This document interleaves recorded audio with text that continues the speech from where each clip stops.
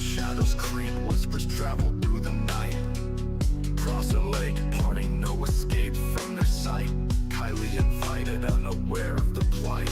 Young wolves lurk, hungry for a cruel fight. Frantic panic, eyes wide in the moonlit glare. She got ambushed, no mercy, no care. Silent screams, fear wrapped tight like a snare. Cold-hearted grins, darkness they wear. Where's Kiely? Echoes in the dark, bound by her seatbelt. Car sticker bears the mark. Playing games, twisted beyond start. Find Kiely in Plaza Lake near the heart, carved in bark. Tied and tortured, wings turned to gray. Cruel illusions, just a heartless display. Fiendish laughter as hopes led astray. Kiely's fate hidden deep in dismay. Echoes in chambers where sanity defects. Haunted by demons that reality neglects. Pain etched deep, her past reflects. Beneath the water, her soul disconnects. Where's Kiely? Echoes in the dark, bound by her seatbelt. Car sticker bears the mark. Playing games, twisted beyond start. Find Kiely in Plaza Lake, cruel lark. Where's Kiely? Echoes in the dark, bound by her seatbelt. Car sticker bears the mark. Playing games, twisted beyond start. Find Kiely in Plaza Lake near the heart, carved in bark.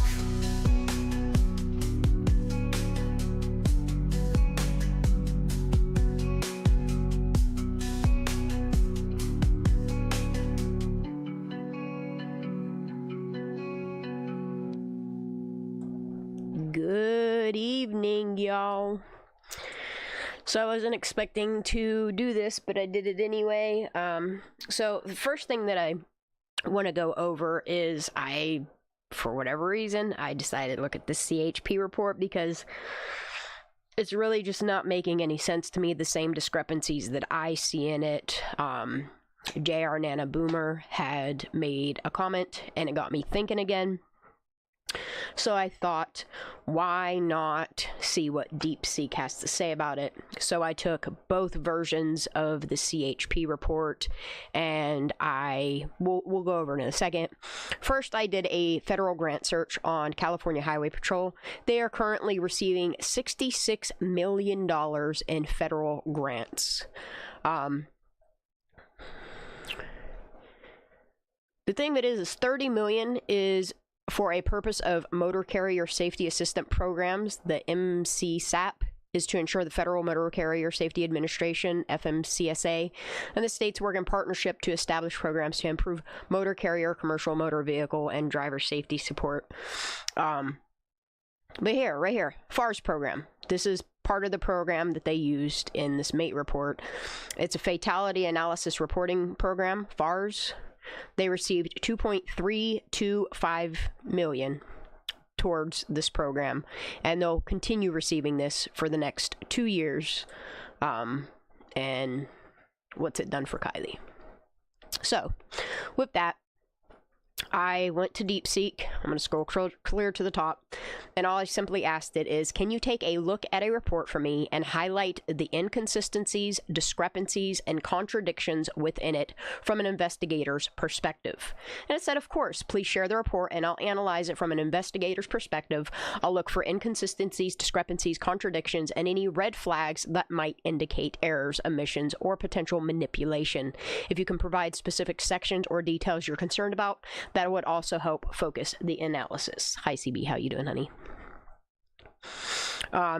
So I not only inserted the MAIT narrative thingy, I also added in the final report to it. And I have yet to read what the response is, so we're just going to do this together in real time once I find the end of these reports.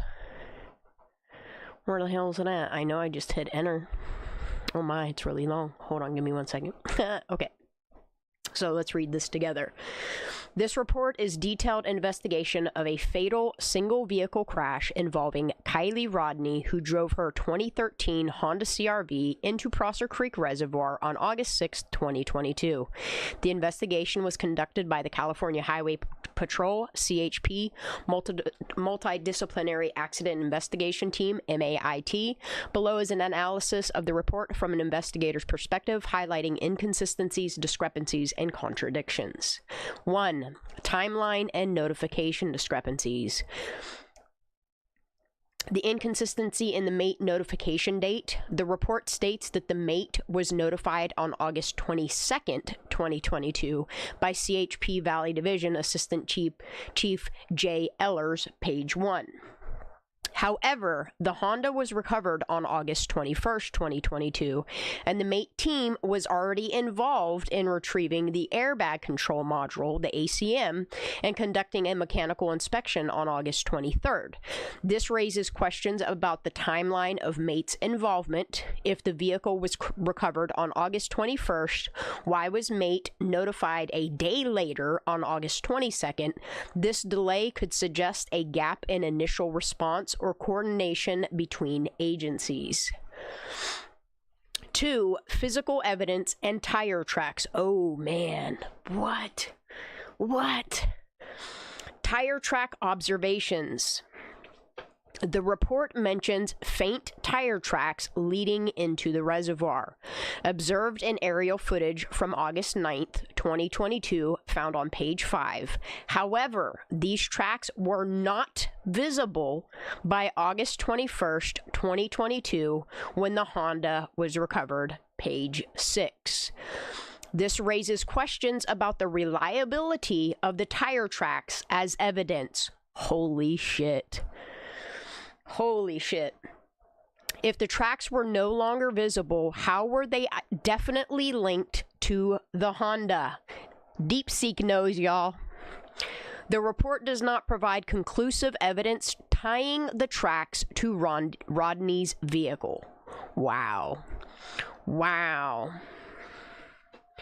Lack of measurements. The report acknowledges that measurements of the tire tracks location and dimensions could not be determined from the aerial video, page 5.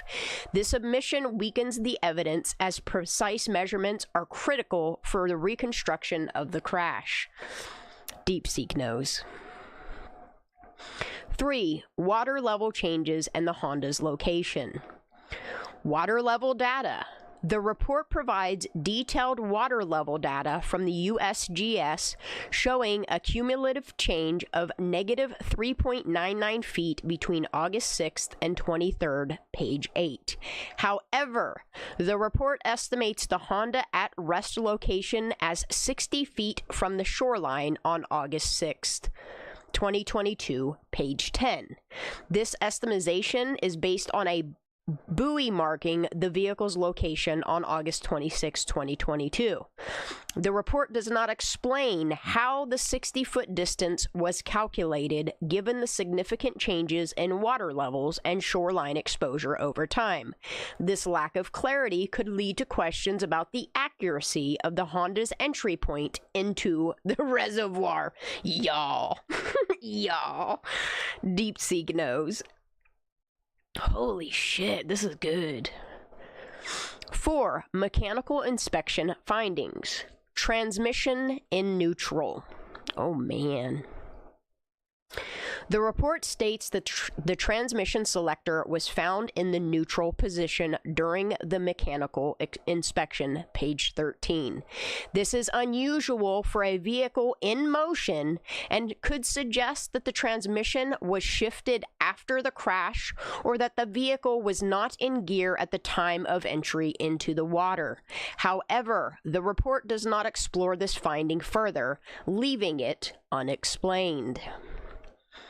Brake system analysis. The brake system was found to be functional with no pre-crash deficiencies noted, page 14.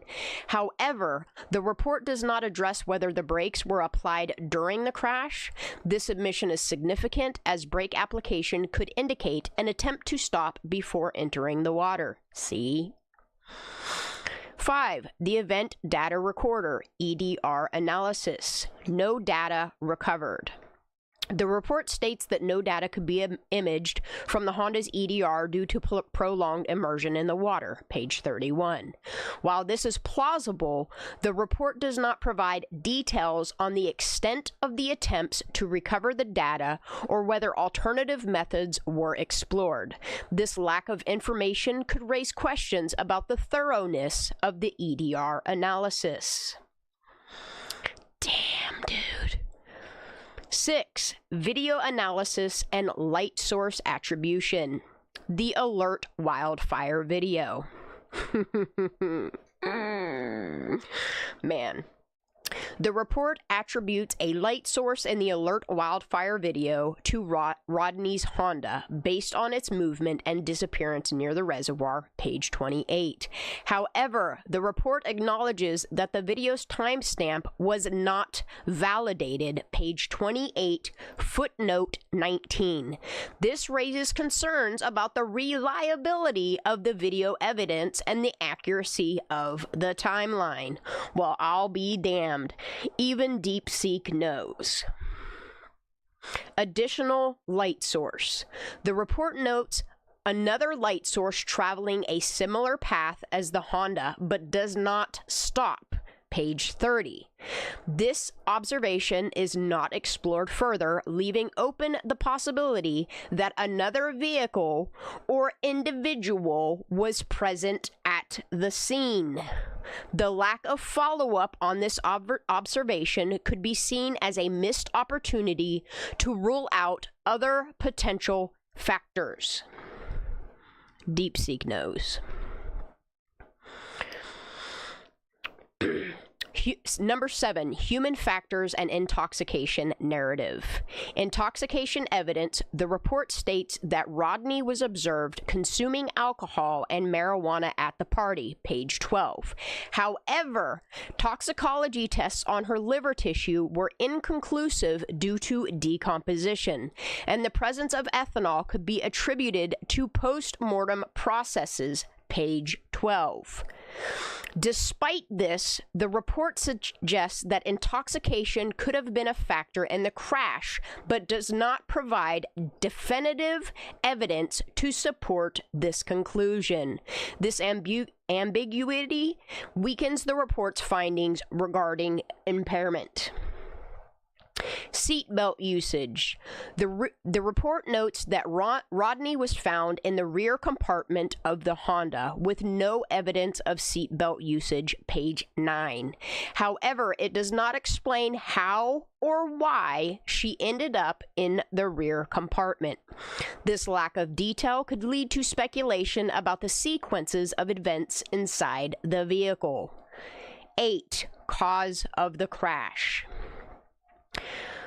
Other improper driving. The report concludes that the cause of the crash was other improper driving, with speed as the factor, page 12. However, the report does not provide a definitive speed estimate for the Honda at the time of the crash. Without this critical data, the conclusion about speed as a contributing factor is speculative. But we're the ones that speculate, right? This is terrible, y'all. Even DeepSeek knows. Environmental factors. The report does not fully explore environmental factors, such as lighting conditions or the visibility of the reservoir from the dirt road. These factors could have played a significant role in the crash, but are not addressed in detail. Number 9, recommendations. The lack of recommendations. The report concludes with no recommendations, page 13. Given the fatal nature of the crash and the potential role of environmental or human factors, this omission is notable. Recommendations for improved signage, lighting, or public awareness in the area could have been considered. Summary of key issues. 1. Timeline gaps. Delays in the MAIT notification and unclear coordination between agencies. 2. Physical evidence. Lack of definitive measurements and reliance on subjective observations. Example, tire tracks. 3. Water level data. Unclear methodology for estimating the Honda's entry point. 4. Mechanical findings, unexplained transmission position and lack of brake application analysis. 5. EDR analysis, insufficient detail on attempts to recover data. 6. Video evidence, unvalidated timestamps and unexplored observations. Example, additional light source. 7. Human factors, inconclusive toxicology results and lack of detail on seatbelt usage. 8. Cause of crash. Speculative conclusions without definite speed data or environmental analysis. 9. Recommendations. The absence of actionable recommendations to prevent future incidents. Conclusion. While the report provides a thorough overview of the investigation, several inconsistencies and omissions weaken its conclusions. A more detailed analysis of physical evidence, environmental factors, and human factors would strengthen the findings. Additionally, the lack of recommendations highlights a missed opportunity to address potential safety improvements in the area. Damn, I wonder if it could tell me more. Let's see if it'll tell me more. Certainly. Let's dive deeper into the inconsistencies, discrepancies, and contradictions. All right, let's do it. Oh, shit. Oh, shit. It's doing it, y'all.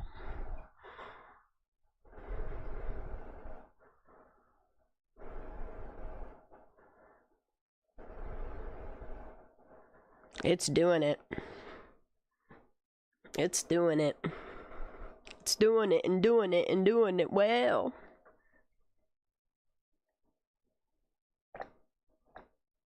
Oh my god, I'm so thirsty.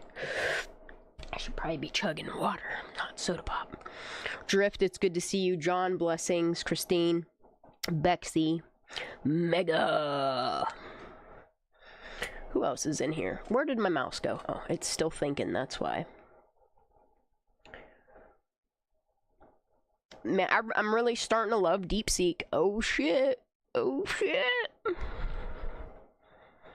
Man, it's really telling me more.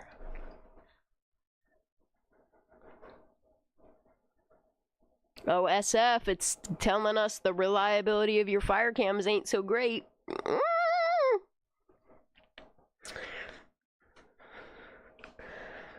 Man, I can't wait until BoobTube watches this.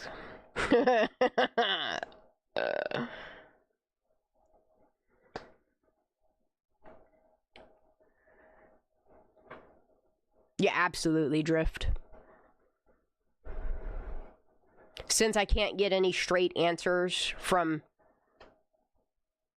Truckee PD, Placer County, or Nevada County, it's sad that I gotta use AI to do their job, you know? And it's clear to me why they won't do their job, because they would have to admit to these things right here.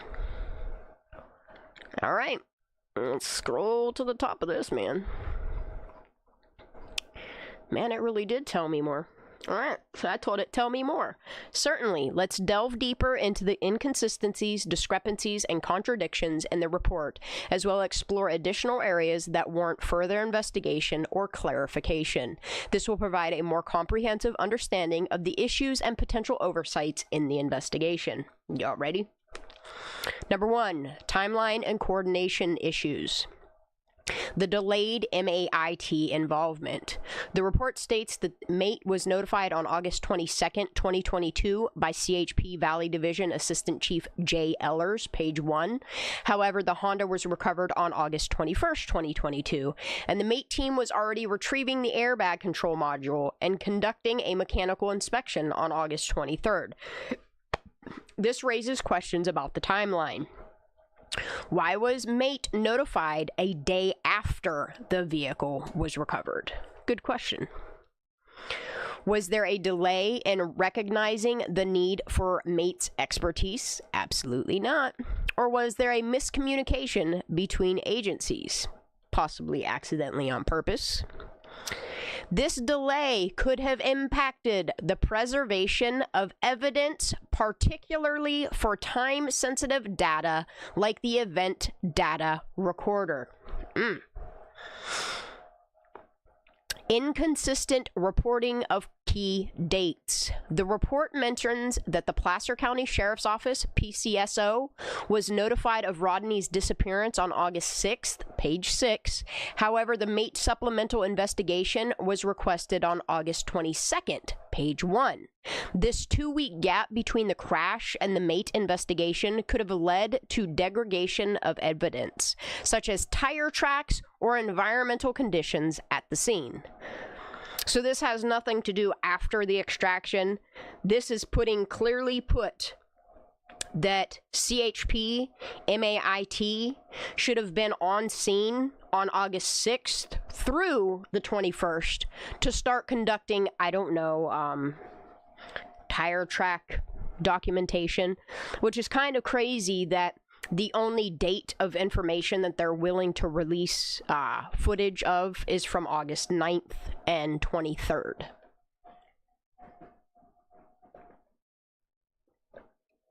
Brubby's gonna come get you. You snuck out of his bedroom. Hold on one second. My son's going potty and he'll be coming up here.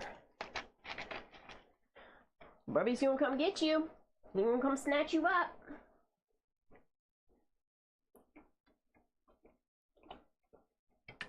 And I'm gonna chug some water. She said 5 of you haven't hit the like. Let's go!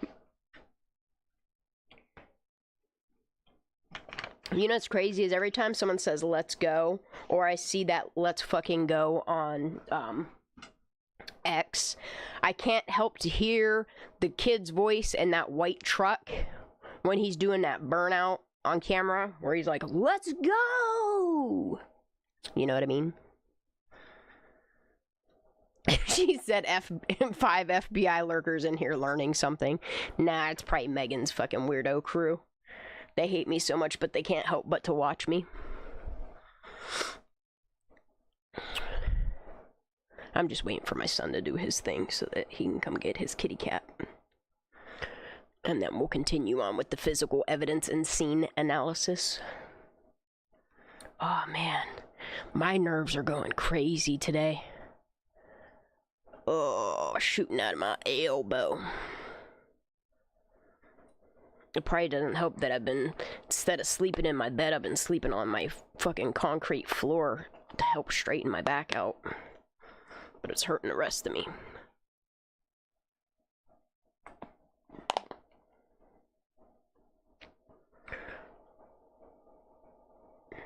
What is my son doing? Give it 1 minute, y'all. I'm sorry.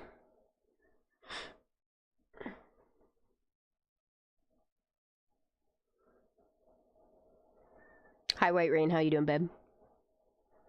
Outdoorsy. It's good to see you. This is a really good freaking AI thingy. Dude, and then after we do this, I'm gonna see, I wonder if I can analyze, like, videos and stuff, because you can attach things right here. Oh, text extraction only. Damn it. I have questions for Scuba Steve, too. I just He has done nothing to help Kiely's case.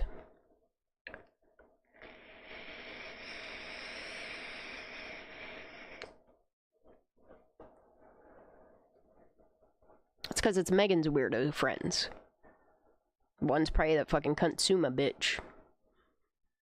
She probably dropped off as soon as I mentioned it, freaking out.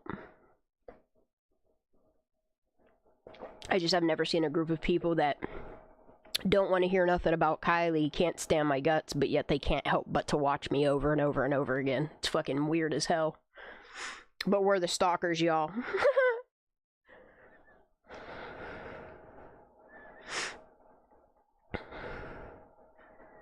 Oh, I ain't worried about some drama ass shit. I'm just the type of person, like, I try to avoid drama at all costs, but when it gets to the point where it needs to be addressed, I will address it. You know what I mean?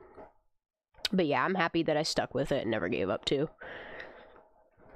But wholeheartedly, it's because I knew something was not right with Kiely's case, and the more that we keep getting data, the more I keep going over the data, the more I keep putting things together in chronological order, the more it's starting to make sense for me that shit reeks of foul play. Thank you for the views. Come back soon. Mwah. I gotta see if my son's already done in the bathroom and he snatched his cat up. I'll be right back. Just give me 1 second.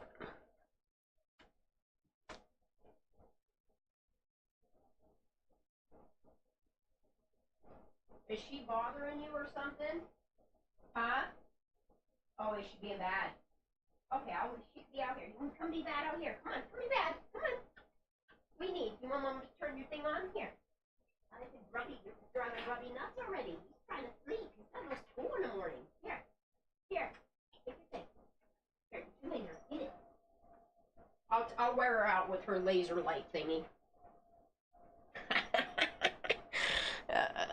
He didn't even go to the bathroom. He kicked the cat out of his room because she was being bad. That's funny as hell. That's right, I turned her little mechanical laser light thing on. That'll keep her busy and get her a little bit tired.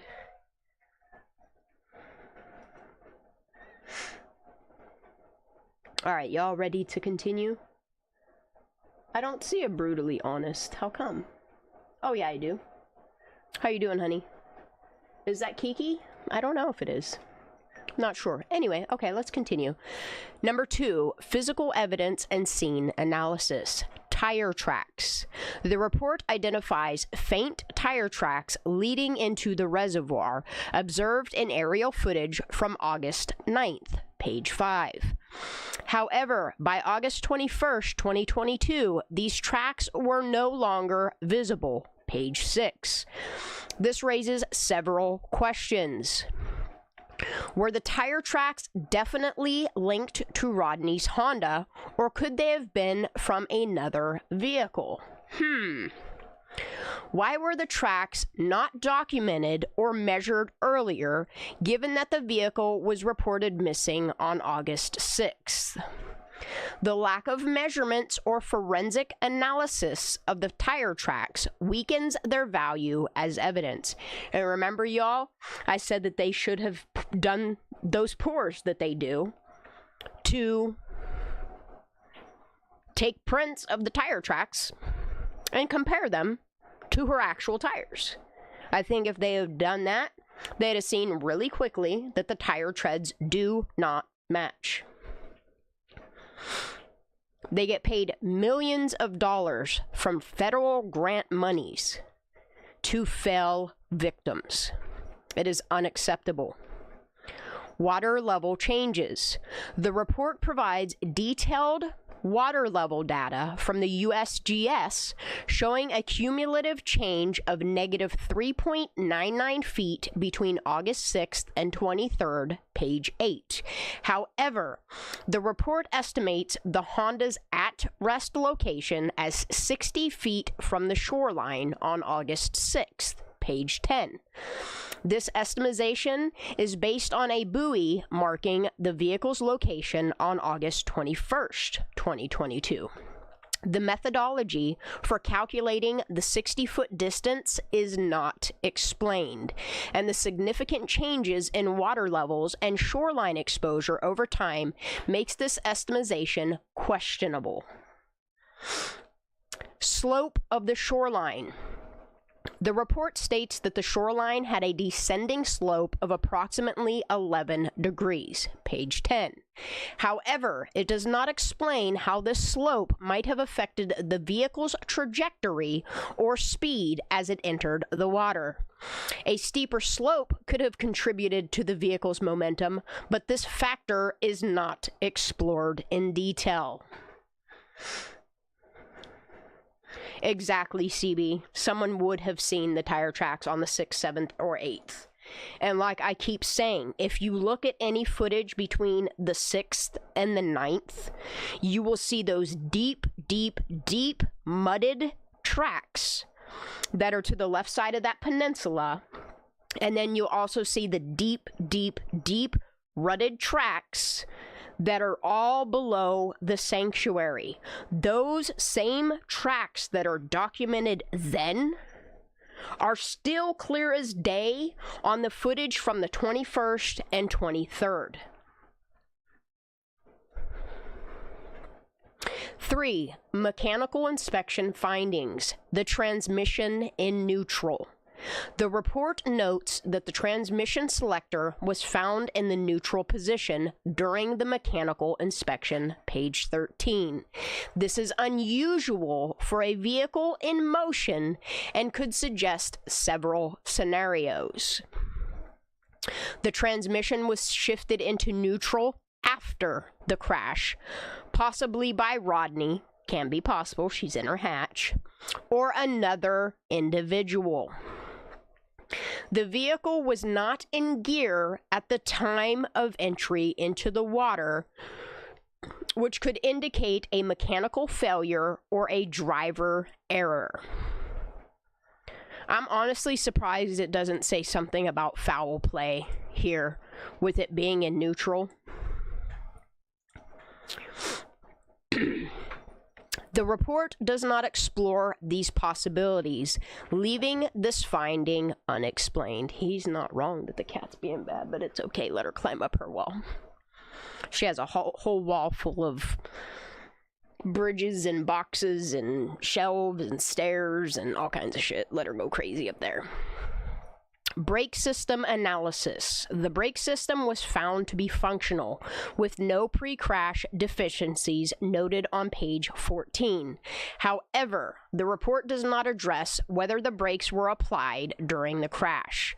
This omission is significant because brake application could indicate an attempt to stop before entering the water.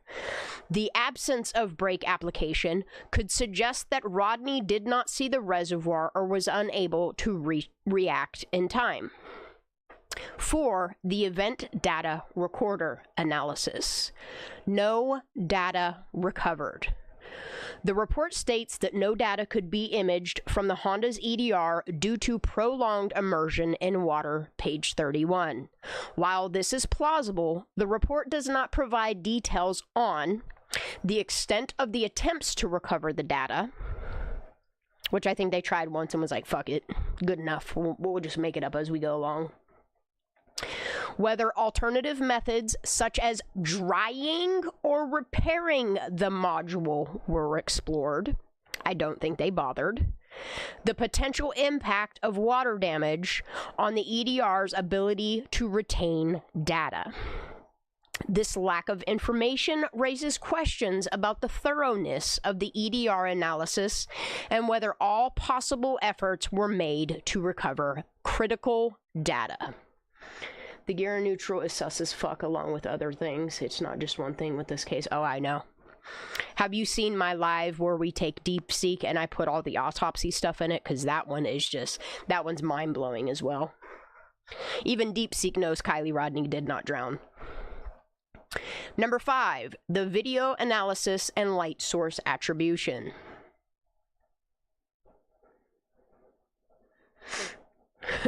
Eventually, drift DeepSeek is going to know all of the evidence, all of the findings, because I still have the report here 7 days ago. I still have the in-depth report, and I'm going to continue adding to that. I should add this MAIT report into the data and see what it says. Actually, I'm going to go back to the this report that I'm doing here, and I'm going to have it based on this information for the autopsy and toxicology and all that. Based on that, I'm going to see what type of inconsistencies and stuff it sees in there as well. So number 5 is video analysis and light source attribution. The alert wildfire video. The report attributes a light source in the alert wildfire video to Rodni's Honda based on its movement and disappearance near the reservoir, page 28. However, the report acknowledges that the video's timestamp was not validated, page 28, footnote 19. This raises concerns about the reliability of the video evidence, the accuracy of the timeline, particularly the conclusion that the Honda entered the water at approximately 12:33 on August 6th. Additional light sources. The report notes another light source traveling a similar path as the Honda, but does not stop, page 30. This observation is not explored further, leaving open the possibility that another vehicle or individual was present at the scene. Well, I'll be. The additional light source could have been a witness or involved in the events leading up to the crash. The lack of follow-up on this observation could be seen as a missed opportunity to rule out other potential factors. 6. Human factors and intoxication narrative. And that it is. Intoxication evidence. The report states that Rodni was observed consuming alcohol and marijuana at the party, page 12. However, toxicology tests on the liver tissue were inconclusive due to decomposition, and the presence of ethanol could be attributed to post-mortem processes, page 12. Despite this, the report suggests that intoxication could have been a factor in the crash, but does not provide definitive evidence to support this conclusion. This ambiguity weakens the report's findings regarding impairment. Seatbelt usage. The report notes that Rodni was found in the rear compartment of the Honda with no evidence of seatbelt usage, page 9. However, it does not explain how or why she ended up in the rear compartment. This lack of detail could lead to speculation about whether Rodni was attempting to escape the vehicle as it was filling with water, or whether she was thrown into the rear compartment during the crash. Or if someone put her there. 7. Cause of the crash. Other improper driving. The report concludes that the cause of the crash was other improper driving, with speed as a factor, page 12. However, the report does not provide a definitive speed estimate for the Honda at the time of the crash. Without this critical data, the conclusion about speed, a contributing factor, is speculative. Environmental factors. The report does not fully explore environmental factors, such as lighting conditions at the time of the crash, the visibility of the reservoir from the dirt road, the presence of any obstacles or hazards on the road. These factors could have played a significant role in the crash, but are not addressed in detail. 8. Recommendations. And this is one thing that I've noticed on here, like why there's no recommendation on there. None whatsoever. Nothing about making the safety of the reservoir better. Nothing.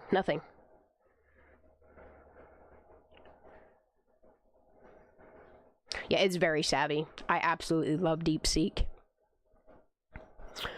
I was not a fan of AI last year, but it's kind of growing on me in this aspect.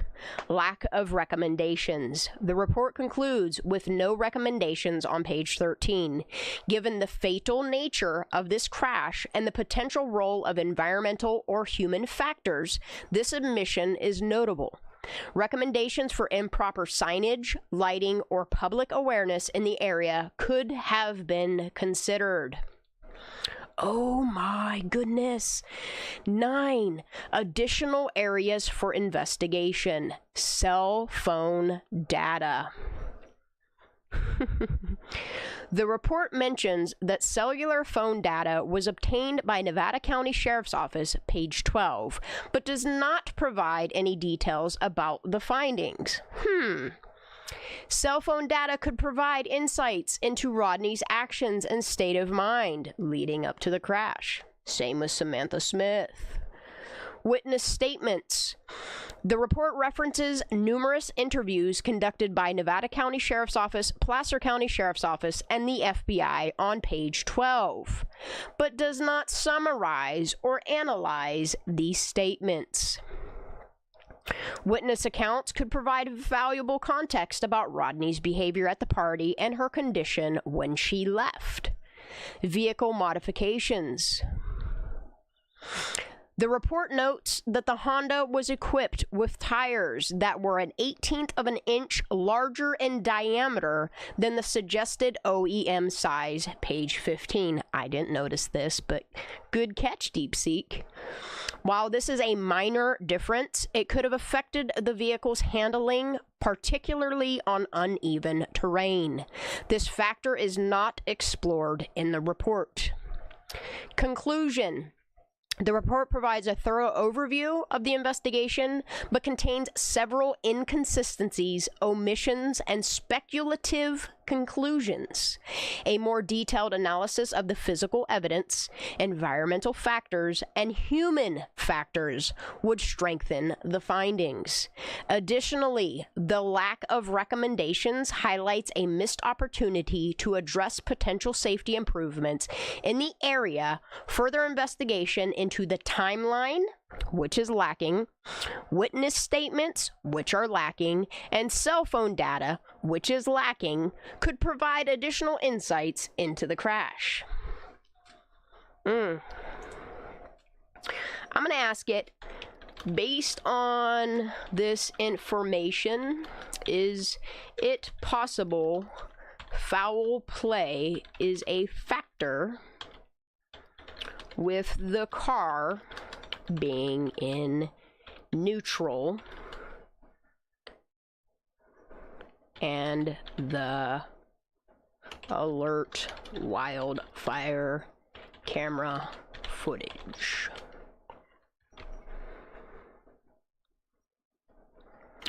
As well as the fire cam footage. Let's see what it has to say. DeepSeek does know what's up, Bex.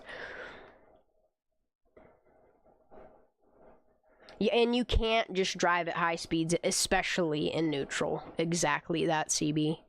Man, DeepSeek's really thinking hard, man. Let it keep thinking. Oh, kitty cat's being so bad. I love it. She's a rotten little kitten fluff, but I love her. Oh, the server is busy. Try again. Nah, bro. Try right again right now. Copy. Try again. It doesn't even want to answer. The FBI's like, nope, can't answer that question. Bro. Maybe I'll just ask it one question at a time.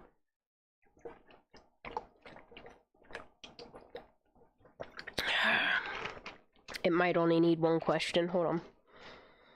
If it says it's busy again, I'll just try one question.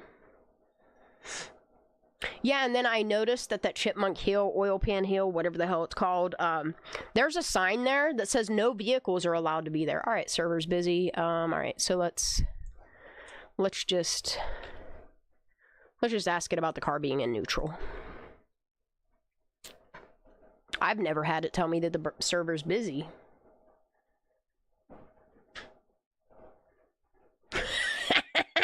drift. Probably.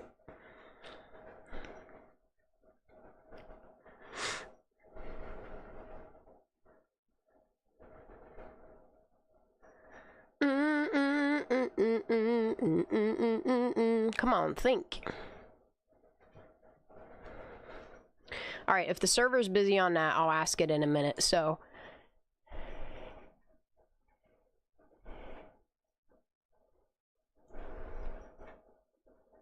Alright, so I'm going to copy this. I'm going to go back to all of this report here, and I'm going to do, based on this information, can you, well, based on this information from an investigator perspective,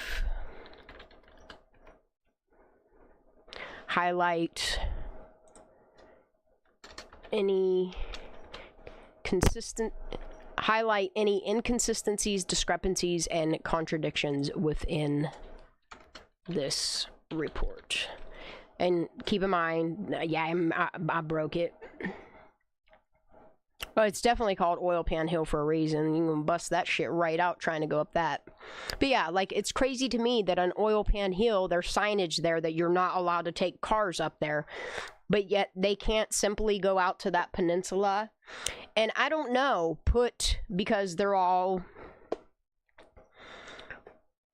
on that Green New Deal shit, why they cannot take a few $1,000s of funding and put in solar charging lighting systems around the top of the shoreline. There's no reason why they can't. Alright, let's see if it can do this. Based on this information, from an investigator's perspective, highlight any inconsistencies, discrepancies, and contradictions within this report. And this is based on the timeline that we have and the coroner's report and toxicology. So let's see.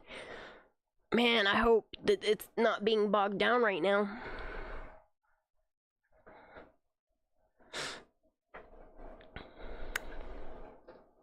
Server's busy. Well, you know what? I'm gonna just have to reload this.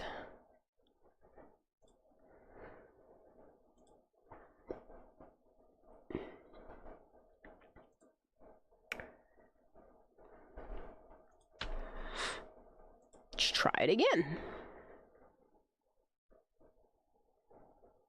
I watched that thrill seeker drive in on that road in the dark, trying as fast as he could, and he was literally being tossed all over that blazer. Yeah, I remember that drift.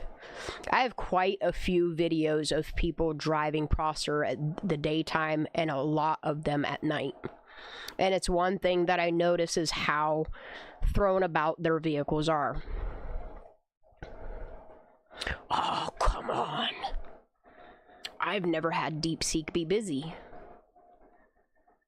Try again later. Well, I'm gonna keep trying. I'm gonna keep bothering it into it. This is odd.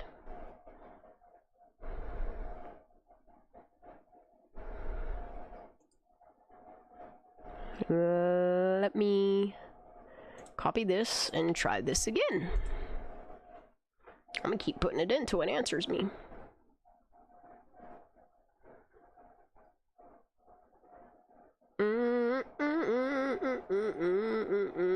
CB. One of these days I'll make it out there.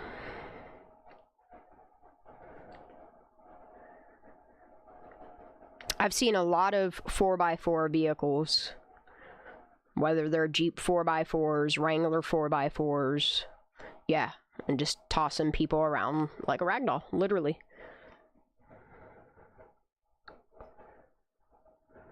I broke it. I done broke it. I'm gonna try a couple more times. And if it don't work,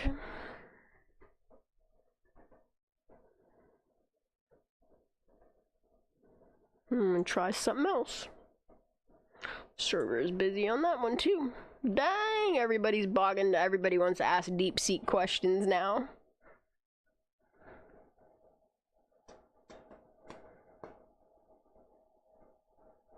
We need to go fund me for Park Ranger Shan to get her ass out here.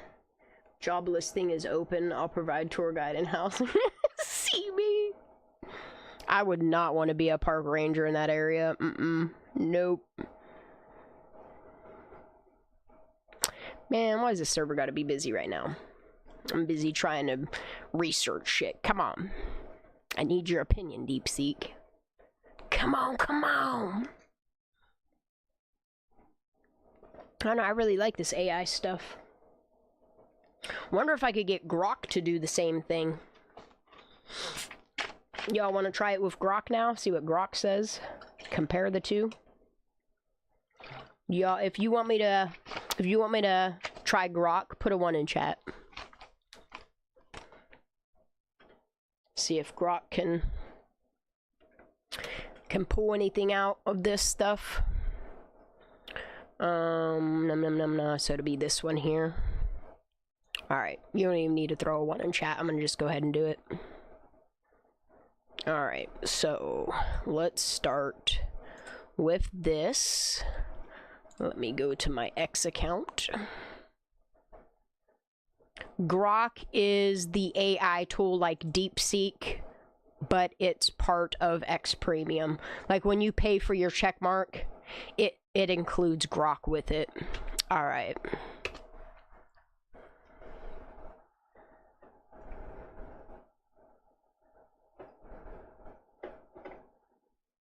Damn, that's really smart legally for Grok to say that. It's pretty much said the same thing with the addition of, remember, if the report includes any sensitive or personal information, please ensure it is redacted or obscured appropriately before sharing.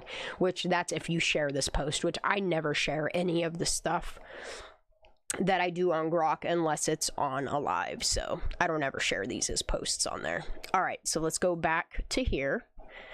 Let's take this. Ooh, this is why I like DeepSeek, because you can just copy the one. All right, let's slam that bitch in there.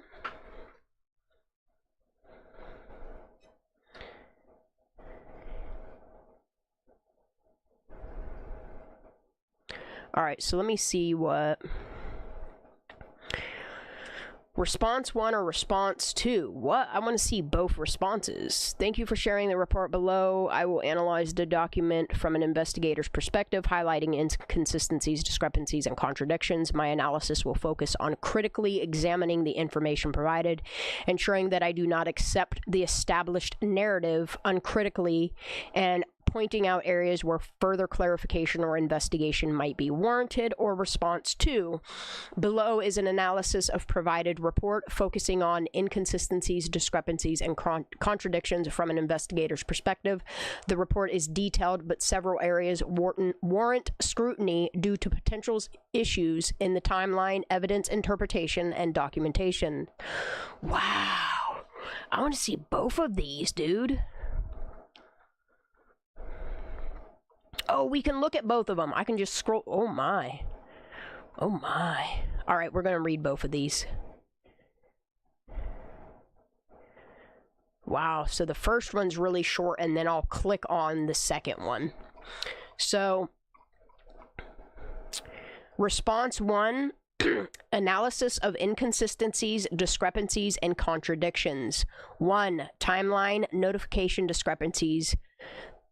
Discrepancy in notification dates. The report states that the Placer County Sheriff's Office was contacted by Kiely Rodni's parents on August 6, 2022, reporting her missing.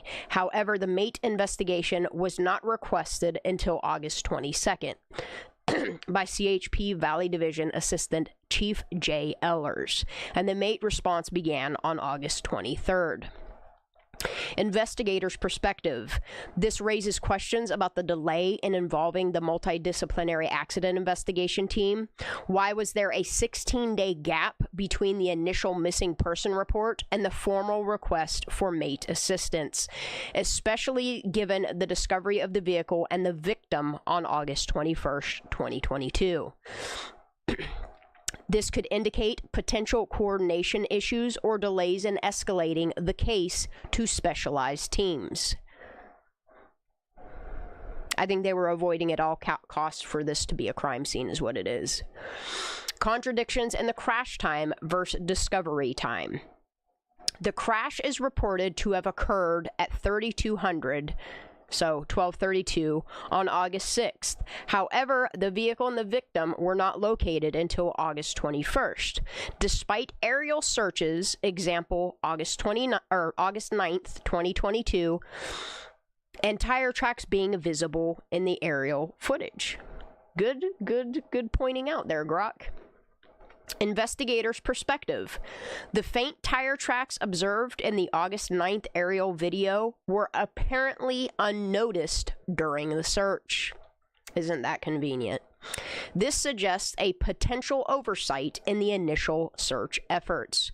Why were the tire tracks not identified earlier, and could this have expedited the discovery of the vehicle?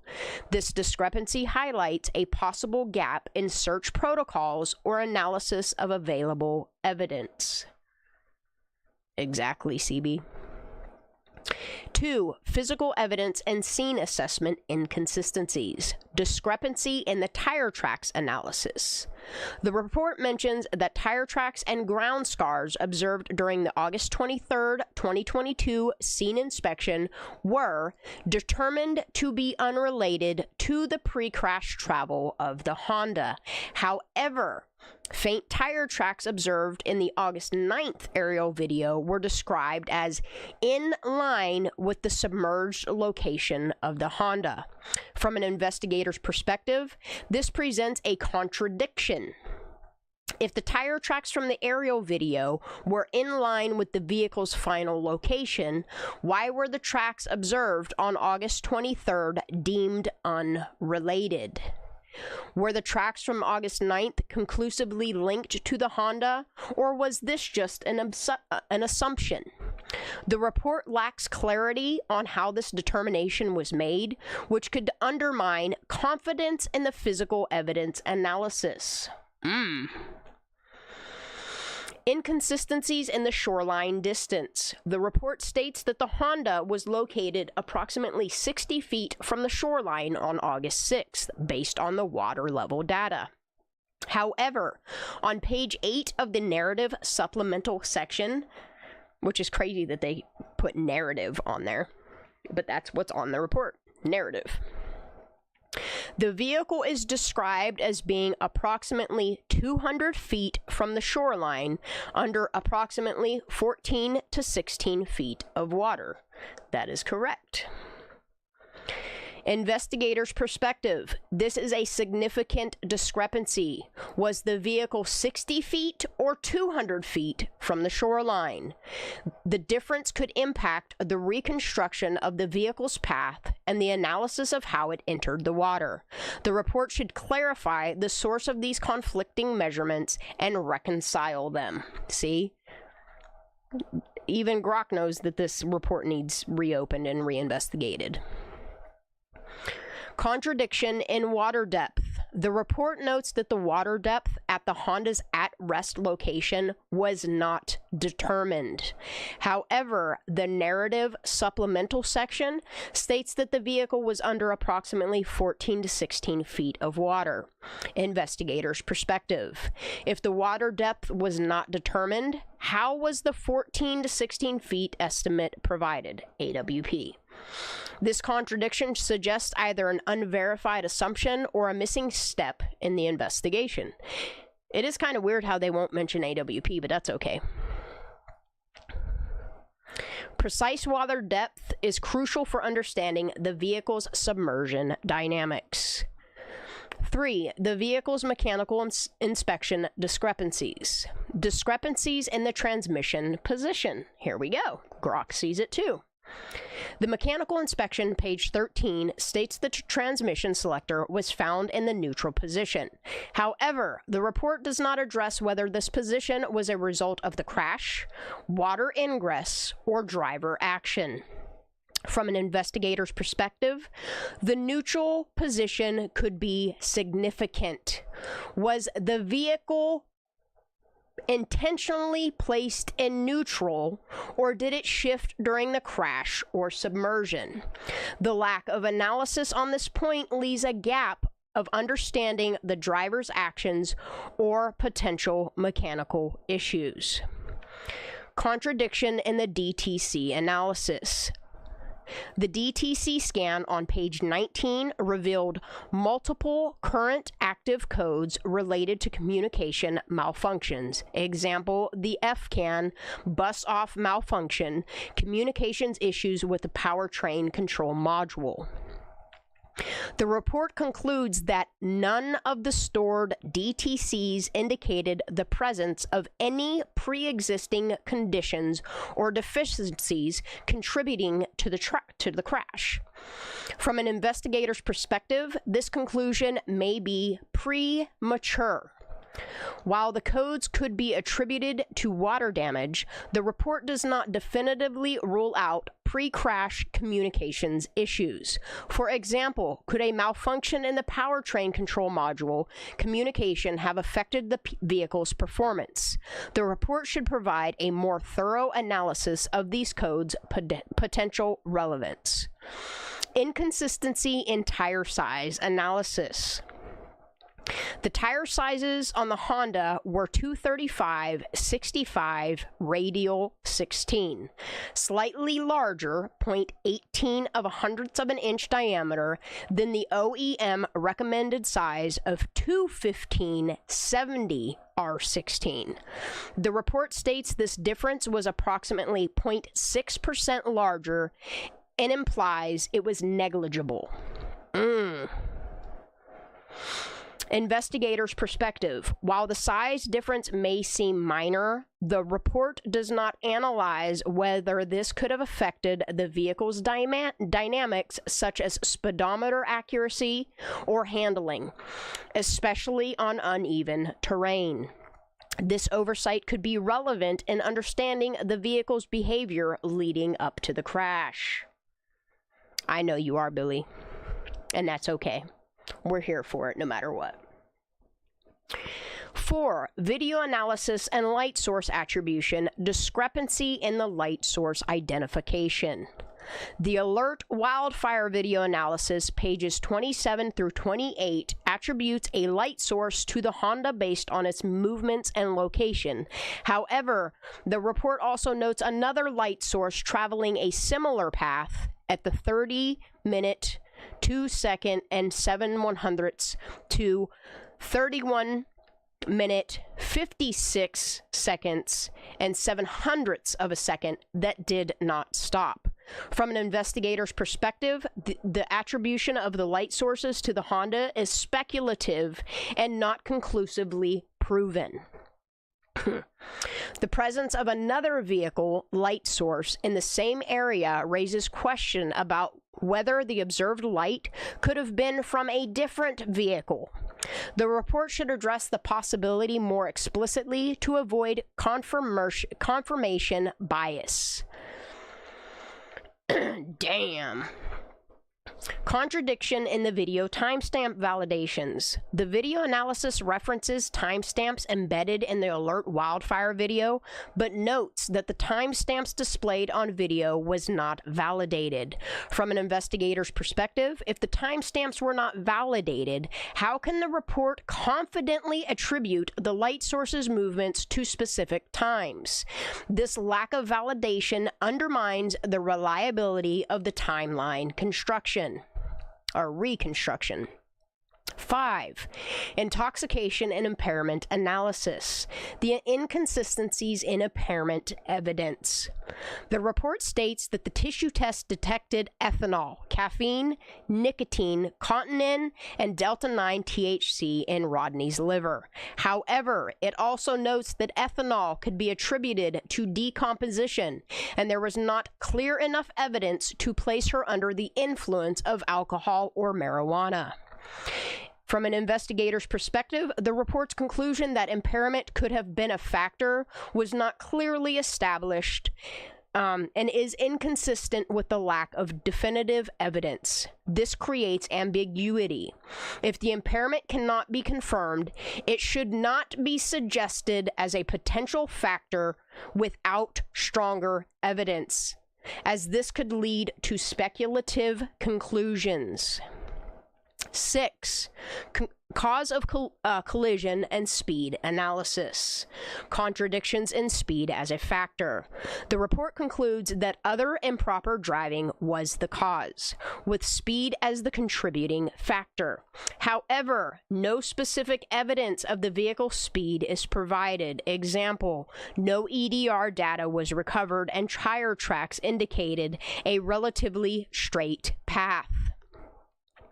From an investigator's perspective, without concrete evidence of speed, example, skid marks, the EDR data, attributing speed as a factor appears speculative. The report should clarify how speed was determined to be a factor, especially given the lack of physical evidence supporting this conclusion. Wow, dude. I agree, CB. Summary of the key investigative concerns. The delays in the MAIT involvement and potential oversight in early search efforts. Example, unnoticed tire tracks. Conflicting measurements of the vehicle's distance from the shoreline, 60 feet versus 200 feet. Unresolved questions about the transmission's neutral position and the DTC code's relevance. Speculative attribution of the video light sources and unvalidated timestamps. Ambiguity in impairment analysis and speculative conclusions about speed. Recommendations for further investigation. Reassess the timeline of search efforts and the MAIT involvement to identify potential gaps. Reconcile conflicting measurements, the shoreline distance and the water depths with additional data.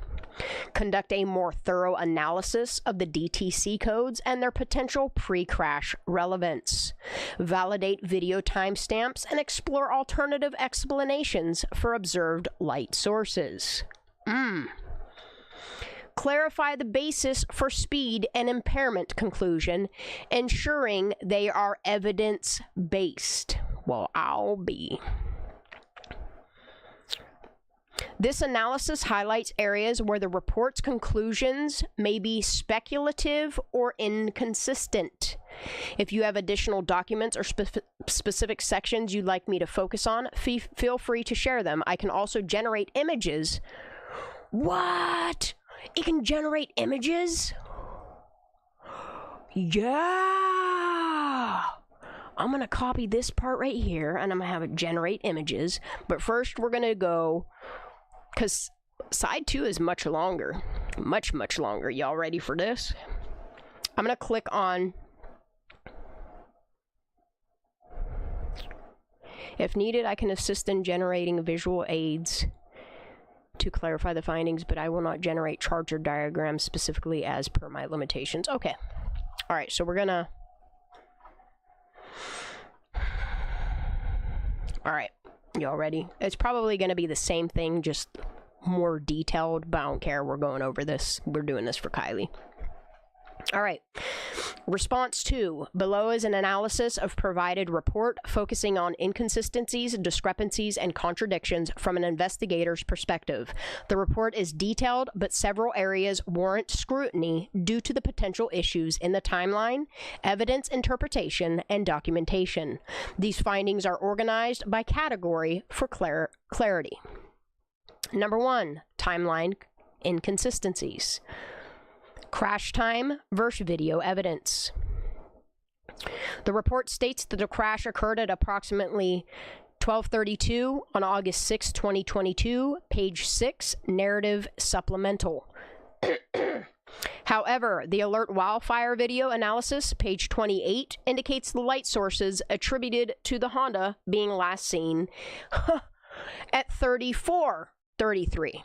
That's a 2-minute time difference. I mean, 2 minutes is a lot. Suggesting the vehicle entered the reservoir slightly later than reported. This discrepancy, approximately 2 minutes, could be a significant could be significant in reconstructing the exact sequence of events, especially given the time-lapse nature of the video. 1 frame every 2 seconds. You see that? You see, I told you it was 1 frame every 2 seconds. That's crazy. Okay, so here's what's crazy to me. Is they're claiming she went in the water at 32 past midnight. And the vehicle was last seen at 34:33 past midnight. That's 2 minutes. And didn't 2 minutes later, Sammy Smith say she received a phone call from her at 36 minutes after midnight? But then the cell phone data says that it went offline at 33 after midnight. Just things I'm pointing out. Investigators note, the report does not validate the timestamp on the alert wildfire video, page 28, footnote 19. It's the same thing that DeepSeek noticed. Which raises concerns about the accuracy of the stated crash time. The discrepancy should be cross-checked with other evidence, such as cellular phone data mentioned in the report on page 11, narrative supplemental. Hey, call out whatever you need to, Billy. That's what we're here for, you know?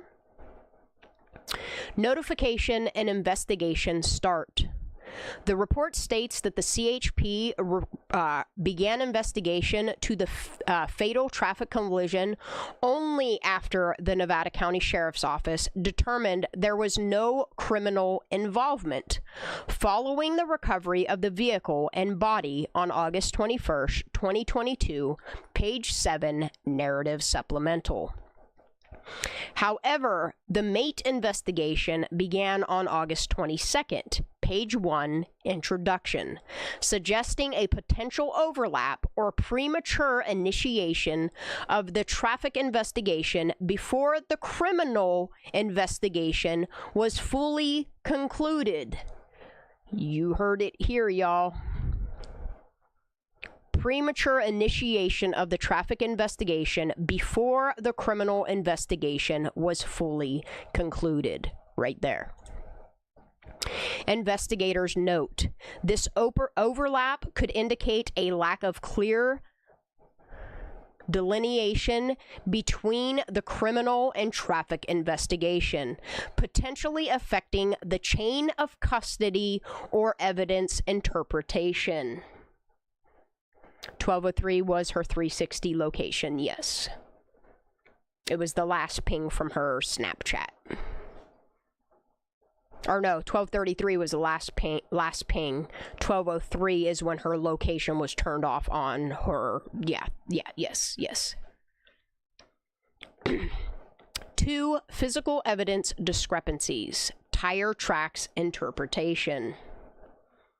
The report initially states that the tire tracks and ground scars observed on August 23, 2022 were determined to be unrelated to the pre-crash travel of the Honda, based on aerial video from August 9, 2022, page 5, scene assessment. However, faint tire tracks observed on August 9th video were noted as leading into the reservoir, in the line with the submerged Honda location, page 5. This contradiction raises questions about the reliability of the tire track analysis. Man, y'all, I'm not dumb after all. Well, shit. I guess all the wolf pack was wrong, huh? Because I done been saying all of this. Investigators note, the report does not explain why the initially surveyed tire tracks were dismissed, nor does it provide measurements or detailed analysis of the faint tire tracks in the August 9th video.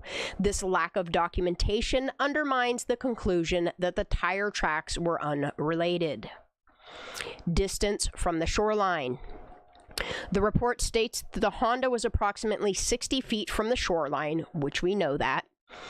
Assessment, page 31, conclusions.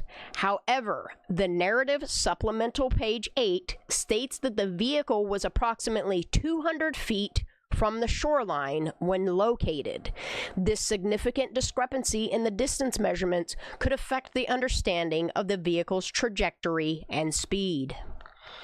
Investigators note the 60-foot estimate is based on modeling water level changes, page 10, while the 200-foot estimate is not explained in detail. The discrepancy suggests potential errors in measurements or interpretation of the scene, especially given the changing water levels. Vehicle orientation and location. The narrative supplemental, page 8, states the Honda was facing a westerly direction when located on the reservoir floor. However, the MAIT report does not explicitly confirm this orientation in its detailed analysis, focusing instead on the vehicle's at-rest location and the slope of the shoreline, page 10. This lack of corroboration raises questions about the accuracy of the reported orientation. Investigators note the orientation of the vehicle is critical for reconstructing its path into the reservoir. The absence of detailed documentation in the MAIT report regarding the vehicle's final resting position, example, compass bearings, is a notable gap. 3. Mechanical diagnostic evidence issues. The transmission position. The mechanical inspection found the transmission selector in the neutral position, page 13, mechanical inspection. However, the report does not discuss whether this position was consistent with the vehicle's operation at the time of the crash, or if it could have shifted during submersion or recovery. This omission is significant as the transmission position could indicate driver intent or mechanical failure. Investigators note the report should address whether the neutral position was a pre-crash condition or a result of post-crash movement, especially given the lack of pre-crash deficiencies noted. Diagnostic Trouble Codes, DTCs. The DTC scan revealed several current and history codes related to communication malfunctions. Page 19. Was somebody messing with the diagnostic tool like Nick Tow Truck Guy? I don't know. Because remember, he said he was running tests on it, remember? He admitted to that. The report concludes that these codes did not indicate pre-existing conditions contributing to the crash, attributing them to the vehicle's prolonged submersion. However, the report does not discuss whether these codes could have been present before the crash and exacerbated by water exposure. Investigators note the assumption that the submersion caused all the DTCs is speculative without pre-submersion diagnostic data. The report should consider the possibility of pre-existing electrical issues, especially given the communication-related codes. The case does stink, honey. It really does. Event Data Recorder, EDR failure. The report states that no data could be imaged from the EDR due to prolonged immersion in water. Page 31, conclusions. However, the physical evidence log, page 22, indicates attempts to image the EDR on multiple dates: August 25th, August 30th, September 6th, September 9th, 2022, suggesting ongoing efforts despite initial failures. The lack of detailed explanation about these attempts or the condition of the EDR module raises questions about the thoroughness of analysis. Investigators note, the report should provide more detail on the EDR imaging process, including the specific damage observed and whether alternative methods, example, drying the module, were attempted.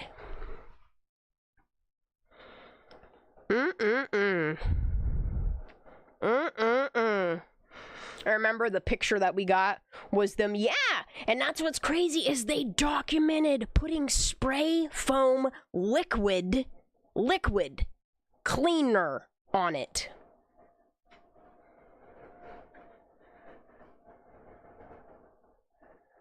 No, they should immediately put it in like a dehumidifier chamber. Fuck, at this point, they'd have been better off just putting it in some rice. Because cleaning it, putting that foam on it, did not help. And I think they know it. All right. 4. Video and photograph evidence gap. Alert wildfire video interpretation. The alert wildfire video analysis attributes a light source to the Honda based on its movement and disappearance near the reservoir. Page 28, video analysis. However, the report acknowledges another light source traveling a similar path earlier, 30 minutes and 0.02 of a second to 31 past midnight, 56 hundredths seconds, without stopping. Page 30. This raises the possibility of misidentification, as the video lacks sufficient resolution to confirm the light source as the Honda. There you go, SF. You fucked up this investigation with your fire cam shit. It's 2 minutes off, and then it's 2 minutes off again, which means there's a 4-minute discrepancy, which I've been saying. You remember, y'all? I've been telling you, like, because that car had its windows down, it's not going to take 2 to 4 minutes for it to sink. That is the length of time when windows are up in a vehicle. Investigators note, the report's reliance on the alert wildfire video is problematic due to its low resolution and time-lapse format. The presence of other vehicles in the area, as seen in the video, should be further investigated to rule out alternative explanations. I've been saying this, y'all. Aerial video and photographs. The report mentions aerial videos and photographs taken on August 9th and August 21st by CHP Valley Division Air Operations. Page 9, narrative supplemental. However, the MAIT report focuses primarily on the August 9th video for tire track analysis, page 5, and does not discuss the August 21st video in detail, despite its relevance to the recovery operation and buoy placement. Investigators note the lack of integration between the aerial evidence from both dates suggests a potential oversight in corroborating the scene assessment with recovery data. And what y'all have to understand is there was helicopters out there the 6th, 7th, 8th, 9th, 11th, 12th, 14th, and 15th. And we only have footage from the 9th. Let that sink in. How much information is being withheld so that the accident narrative fits for them. They should have sent it to a specialist company specialized in data recovery. They should have. Like, they really should have. They really should have. But it just seems like everything in this case was accidentally on purpose done. It pisses me off that they get all of this funding just to fail the victims so that their community can keep profiting off bullshit. 5. Intoxication and human factors analysis. Intoxication narrative. The report states that Miss Rodni was observed consuming alcohol and marijuana at the party. Page 12, narrative supplemental.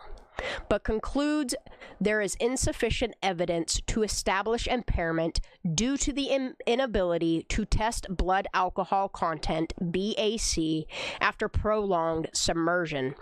However, the presence of ethanol in her liver is noted, with the caveat that it could be due to decomposition. Page 12.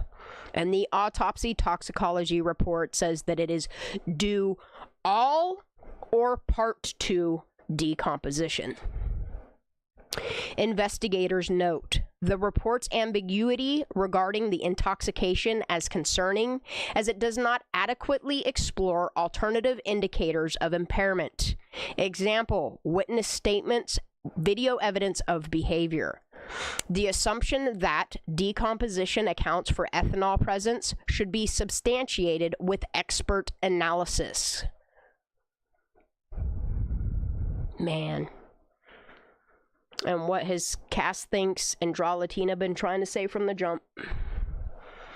Investigators note the CHP investigation should include its own analysis of human factors, rather than relying solely on external reports to ensure a comprehensive evaluation.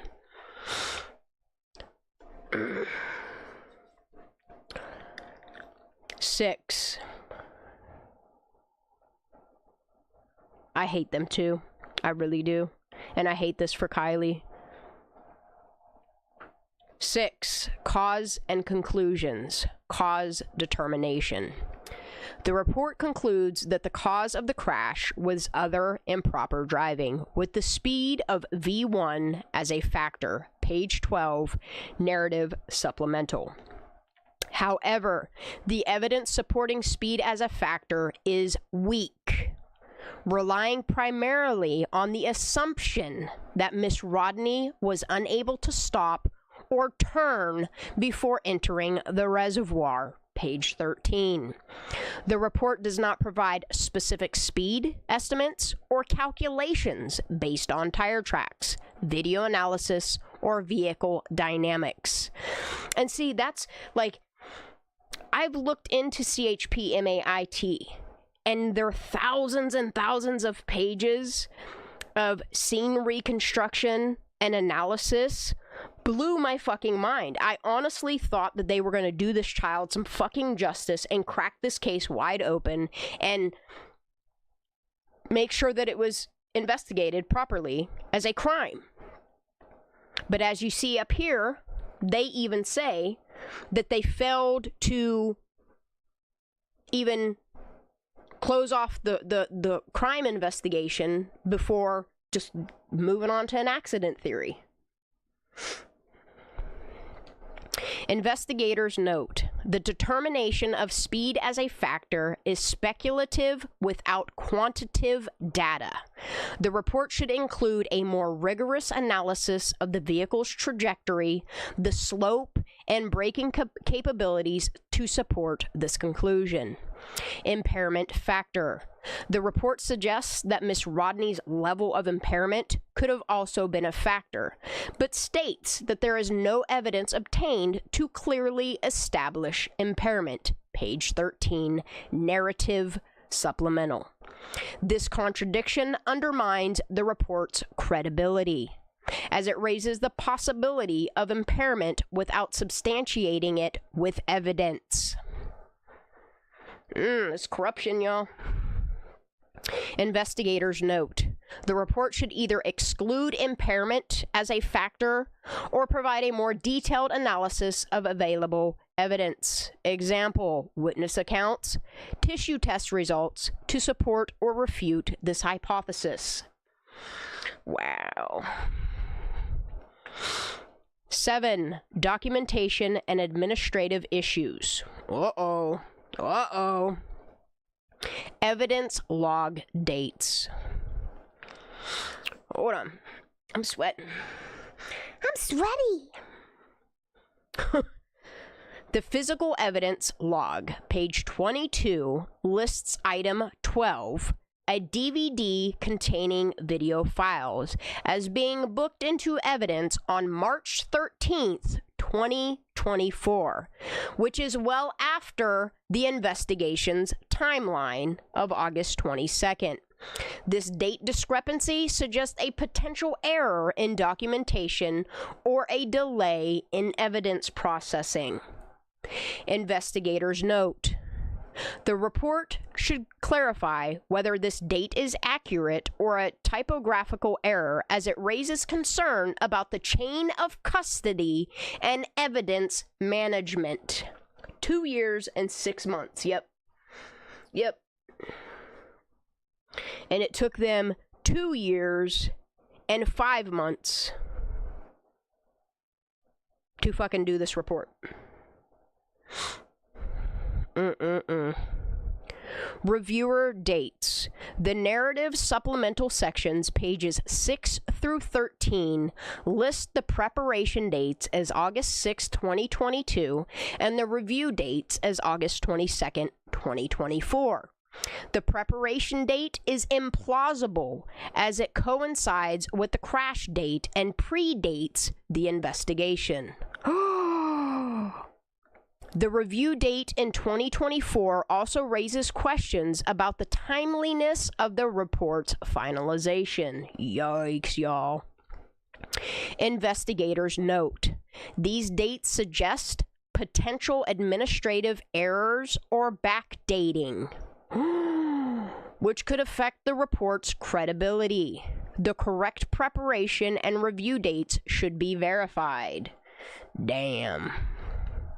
Summary of key concerns. 1.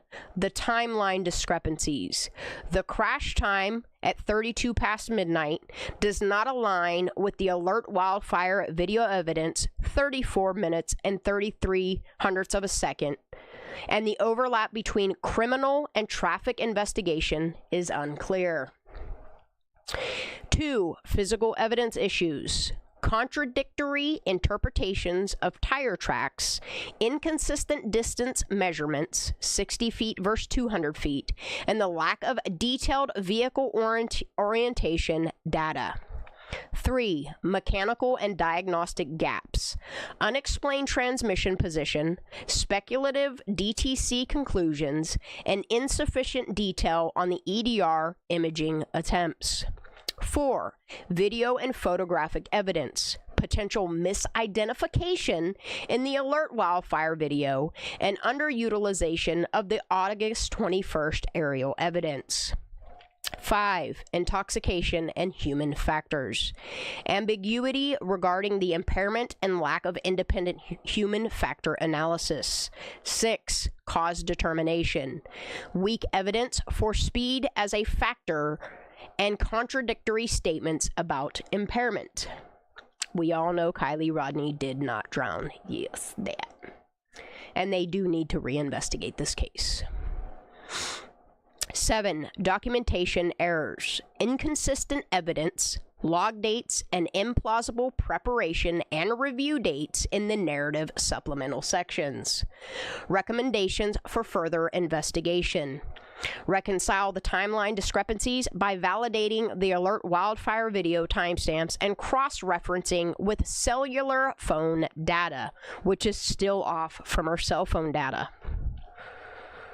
Conduct a more thorough analysis of the tire tracks, including measurement from the August 9th video to confirm their relevance to the crash. Clarify the distance measurements, 60 feet versus 200 feet, and verify the vehicle's orientation using additional evidence, example, dive team reports and recovery photos. Which is crazy that neither of those were included in this report, even if they were redacted. There's no mention of them.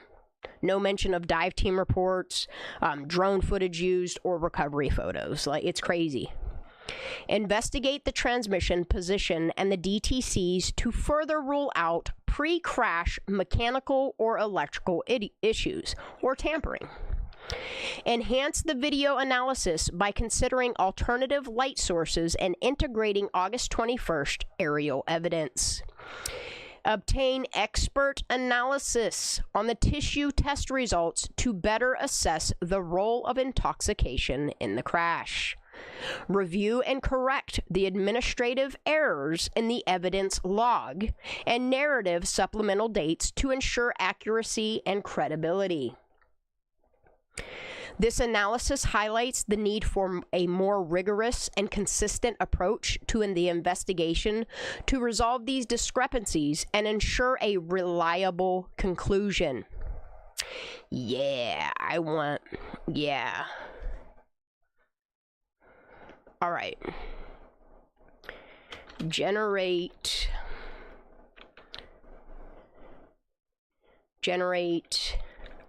So we're going to have it generate images related to the report's diagrams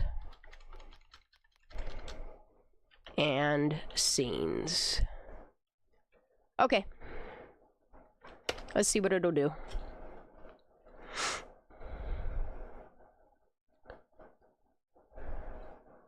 Whoa. I can generate images to help visualize the diagrams and scenes described in the report. Here's what I can do. Scene diagram, an aerial view showing the location of the Honda CR-V in relation to the shoreline, the tire tracks leading to the reservoir, and the dirt roads around the crash. Wow. Crash path visualization, an image depicting the possible path the vehicle took before entering the water, including any turns or straight line travel. Vehicle damage points, a depiction of the vehicle with damage concentrating on the leading edge of the hood and roof as mentioned in the report. Ooh. All right, let's do all three of these.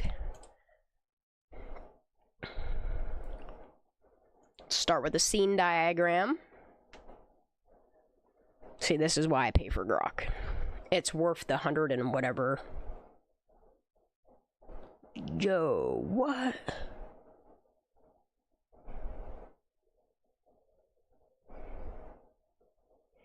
Yo.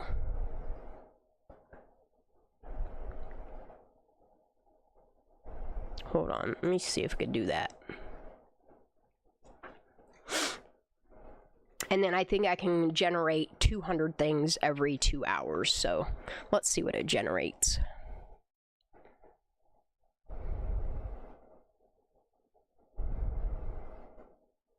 Why does it keep saying an error occurred loading this image?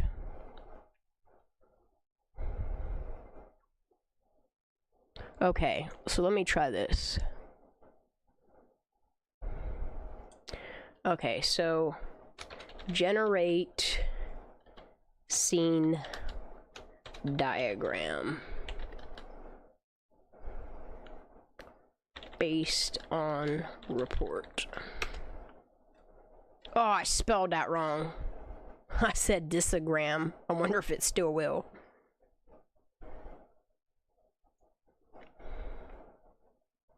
Let me correct this.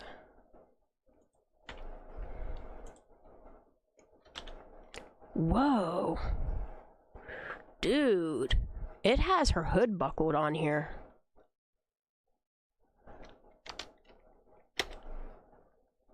This is crazy.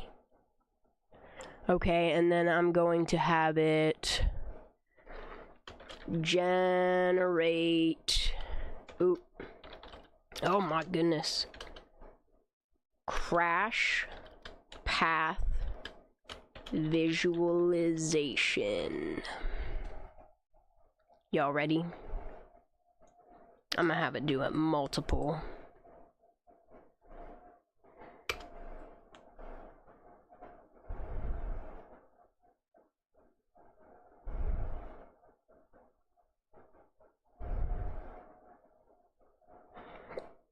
It's crazy that it has her car on a regular road, though.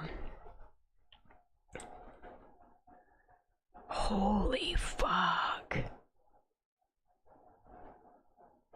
This is like a street crash, though. Ain't that crazy how the street crash looks like her car? That's crazy.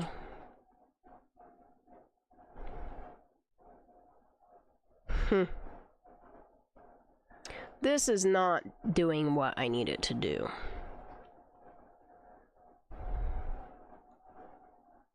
Yeah. Crash path visualization.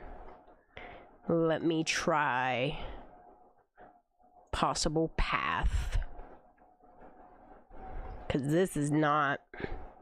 This is why I kind of stopped using Grok as much, because the image generation started lacking in its last update. It's really good for research, text-based research, but as far as all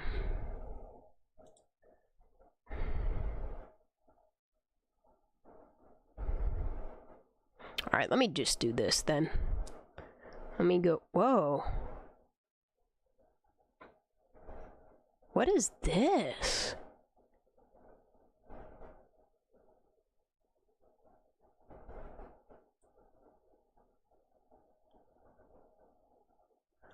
What?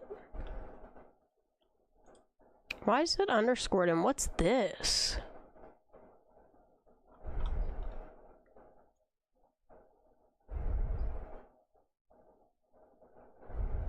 Why is it showing all these accidents happened on a road? You see the problem I'm having here? Based on this report, it's saying an accident happened on a road. See the problem here? It's not showing a car crashing into water.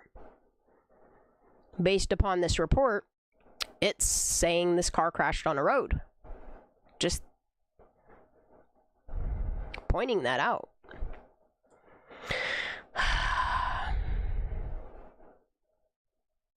Hold on. Try it again. Let me see if it can give me something near water. I don't know why it's showing an accident on a road, though. But it sure the hell is.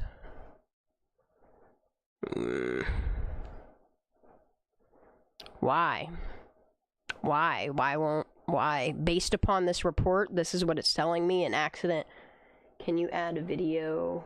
Is that add footage such as vehicle retriever at Prosser Lake or the wildfire footage? I'm not sure. Actually, let me attach an image file. Go to Kiely Rodni. We'll go to her 2013 folder. View large icons, and we'll go to car extraction. Let me see if I can add that to it.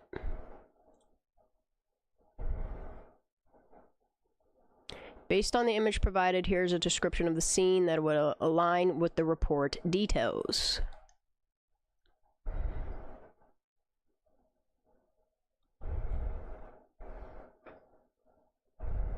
Whoa, it's saying it's a white vehicle.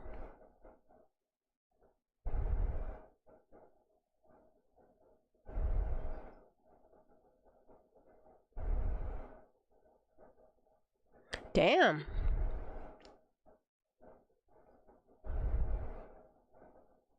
Alright, let's do a scene diagram. Let's see if we can do a scene diagram based upon that image now. That is a great question. If it puts it on a road again, though, I'm gonna scream. Y'all, why? Why is it saying it wrecked on...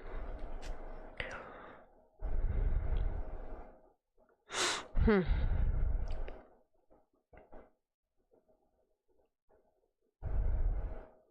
try this. I'm gonna add some more of the...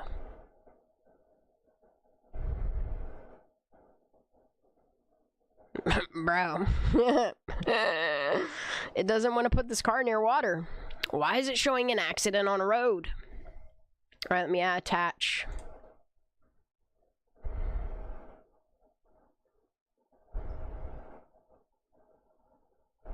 This one right here.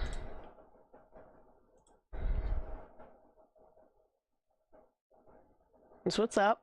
Thank you for the...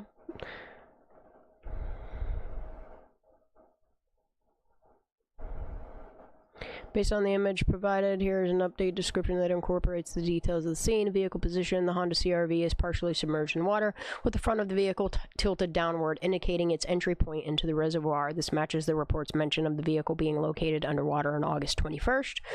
Surrounding environment: the scene set at the edge of Prosser Creek Reservoir, with a dirt or sandy shoreline visible. The background shows a forested area consistent with the location being Tahoe National Forest.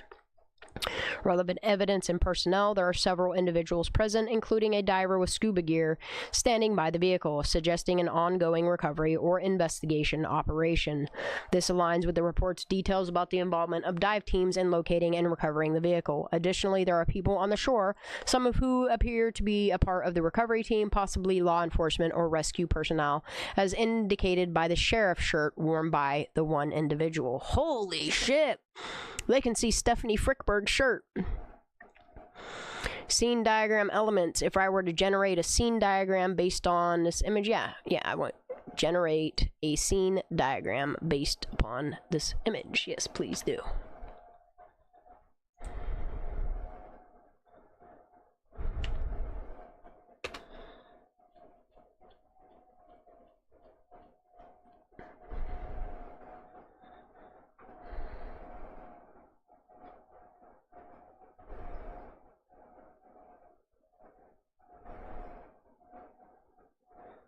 Why is it putting it on a fucking road? Right? Like, this is a problem.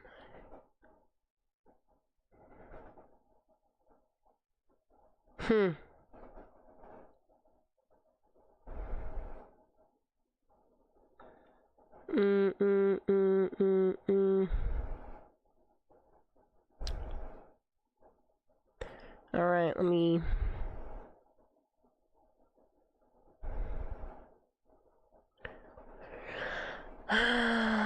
Where the hell's that at before I started generating all this?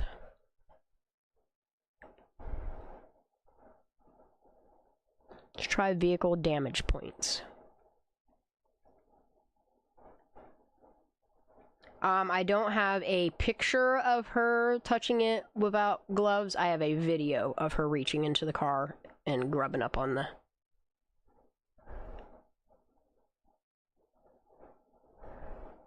Why is it showing impact on a road?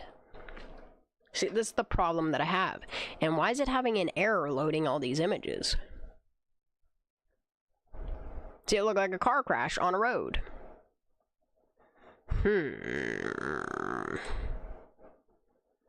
Hold on. Oh, not that one.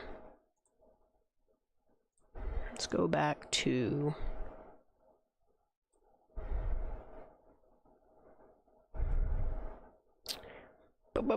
this.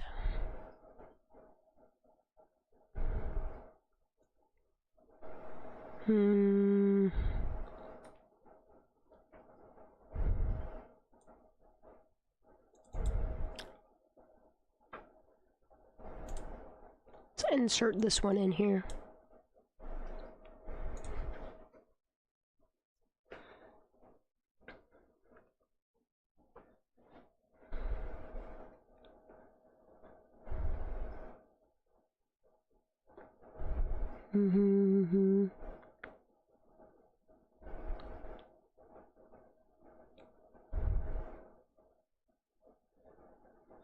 It's saying that the leading edge of the roof, this part shows damage, likely from the vehicle overturning as it entered the water.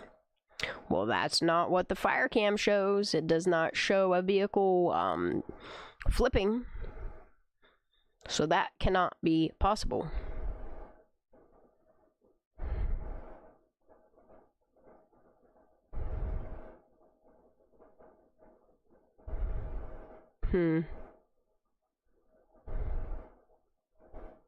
If you'd like me to proceed, yeah.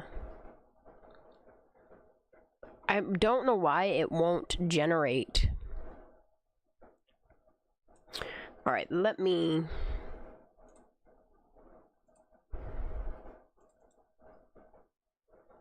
Can I add a video, image, or a file? Ooh, I wonder if I could do the car.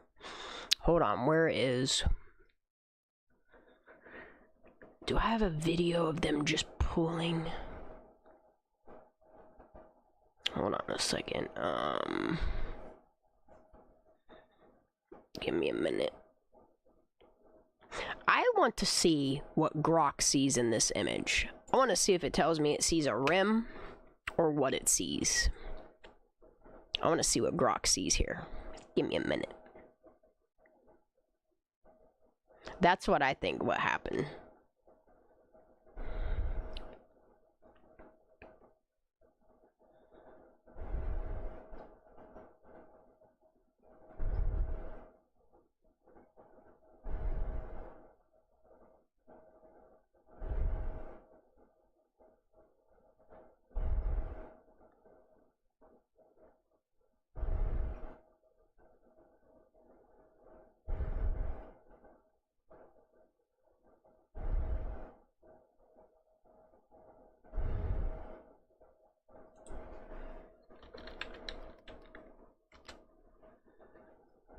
Let's see if I tell it to proceed what it does. Swear to God, if it puts it on a fucking road again. Whoa, whoa. What the fuck?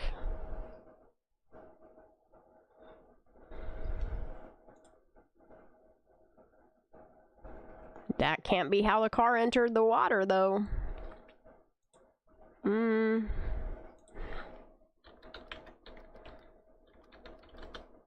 Proceed with... I want it to give me the path. Where the hell is that at? Proceed with... Alright, so I want... Scene diagram.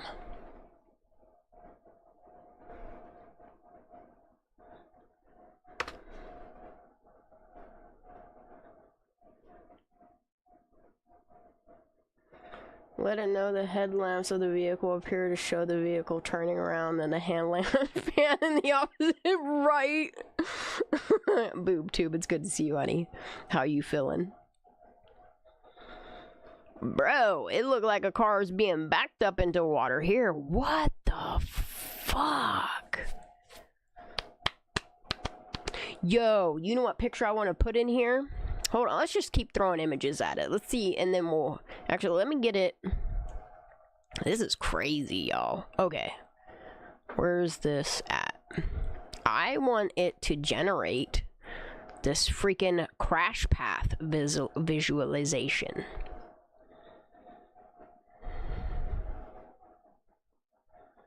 Dude, I should throw all the CHP PDFs at it. Oh, that ain't a bad idea. Hold on, let's do that. Crash path. It's on a road. Well, that's crazy. A road with water?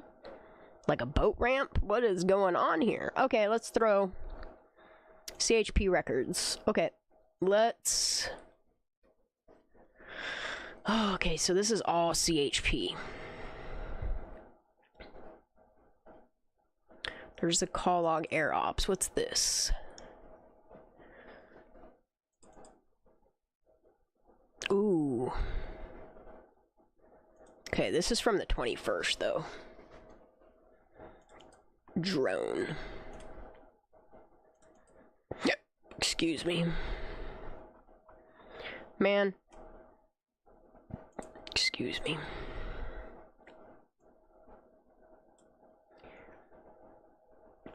I want to see if I throw, like, some drone footage of the shoreline at it.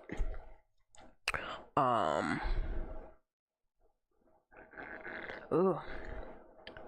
Here we go, let's see. No, that's not helping.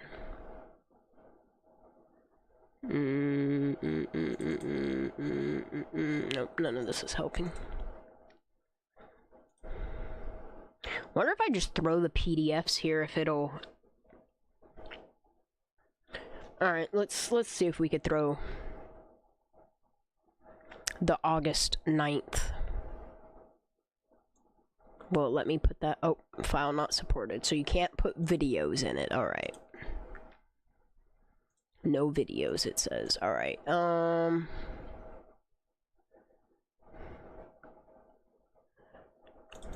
What's this one? Yeah, let's throw this in.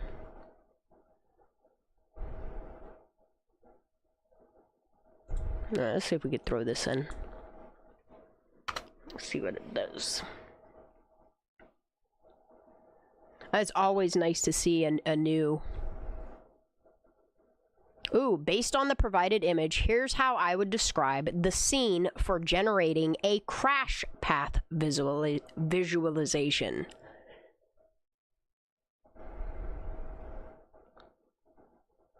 No.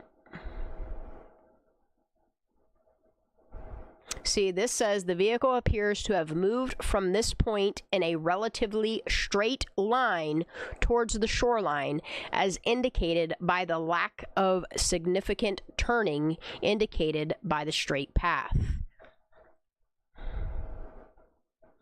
The vehicle entered the water at the point where the yellow line begins, which marks the shoreline. This aligns with the report stating the Honda traveled into the reservoir at approximately 33 minutes past midnight, along a relatively straight path. That is not what the fire cam footage shows, though. That shows somebody coming around that bend, making a left-hand turn, and then making a left-hand turn down the shoreline, and then turning around.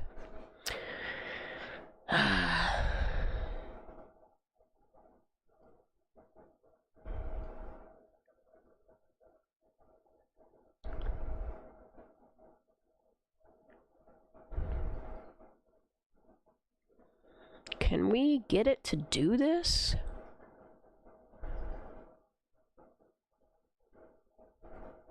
Okay, alright, so it wants me to...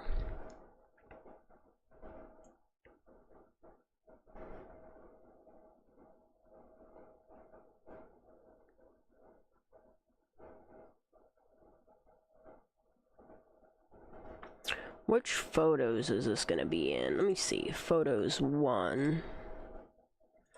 View large icons. Ooh, here we go. I want to see...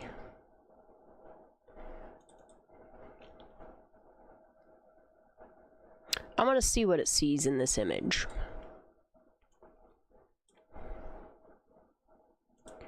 What else?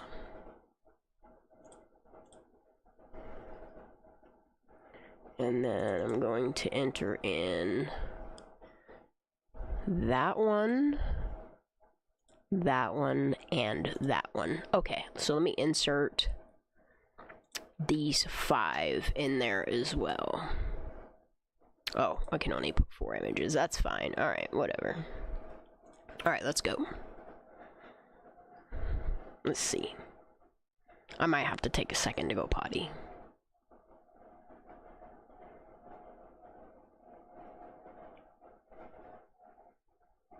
Okay, that'll work, BoobTube. That'll work.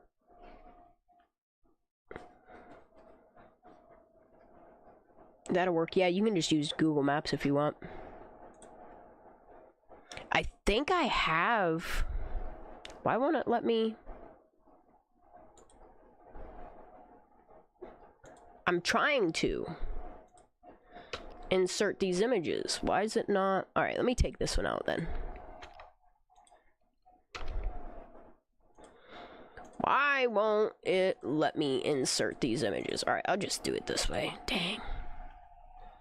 Alright, what folder are we in? This one right... Oh, this one right here.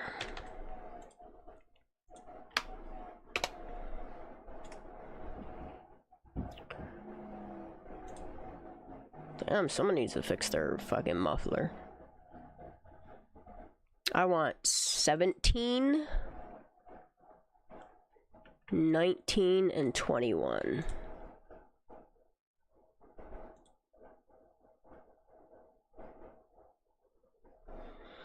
Now, why isn't this letting me do any more research?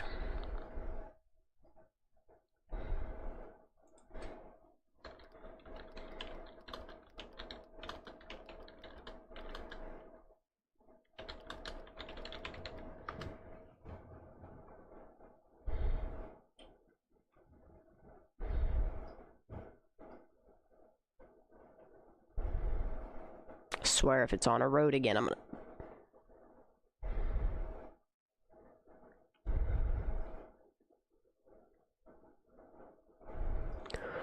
What the Zanime ass shit is this? Why is there an arrow on the ground, y'all? What the fuck? Why is there an arrow on this ground? Bro. What is this shit? CB.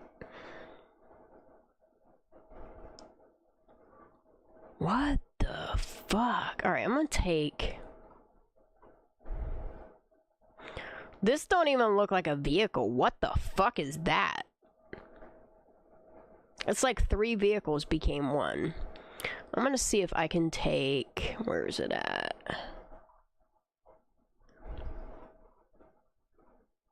No.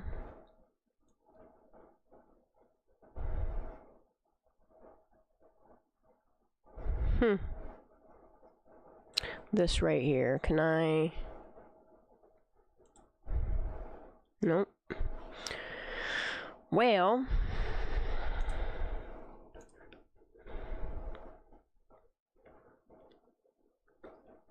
Take a look at these fucking tire tracks for me, dude. Let's try 21 again.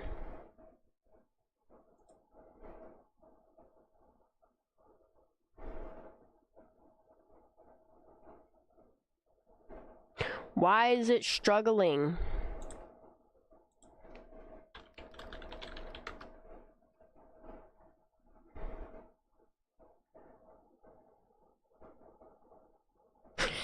That's what I just said, Anna Bean.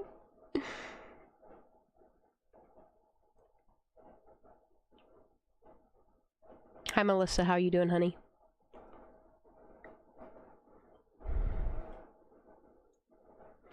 What is going on? What is it? It's making more images? No, bro, that's not what I asked for, but it's okay. I want it to make me a crash path visualizer.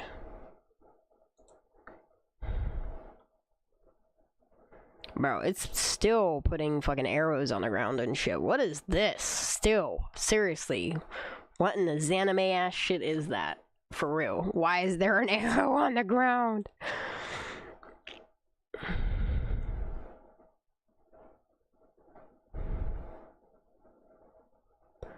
Why is it putting arrows on the ground?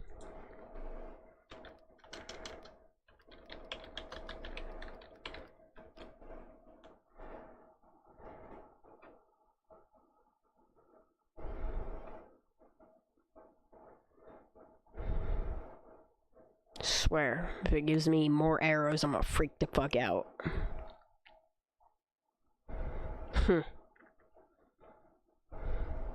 Ugh. Yeah. What's with the fucking arrows? Free hazmat. That's what Mark would say. This is nuts. Why? Okay.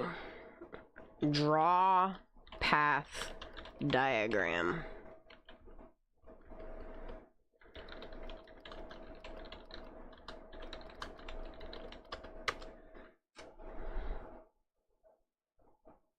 Draw me something, fuck. No more arrows, come on.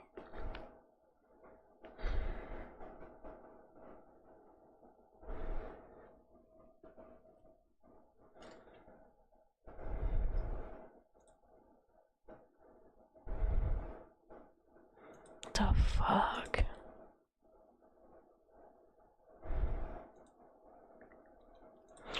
I'm just gonna keep throwing pictures in it. There it is, Melissa. Okay, it's sent. Let me do this off screen real quick.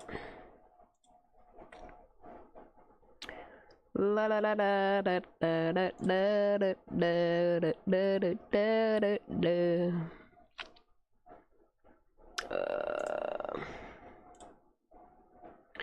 Release email. Oh my god, I gotta tinkle so bad. Thank you. No, don't add to my drive. Why is it sending it to my Google Drive? What the fuck? Download that shit. I'm gonna save this in Kiely Rodni car pictures. Save. Alright, let me close both those. And let's go back to this. Alright, let me attach an image. This guy right there.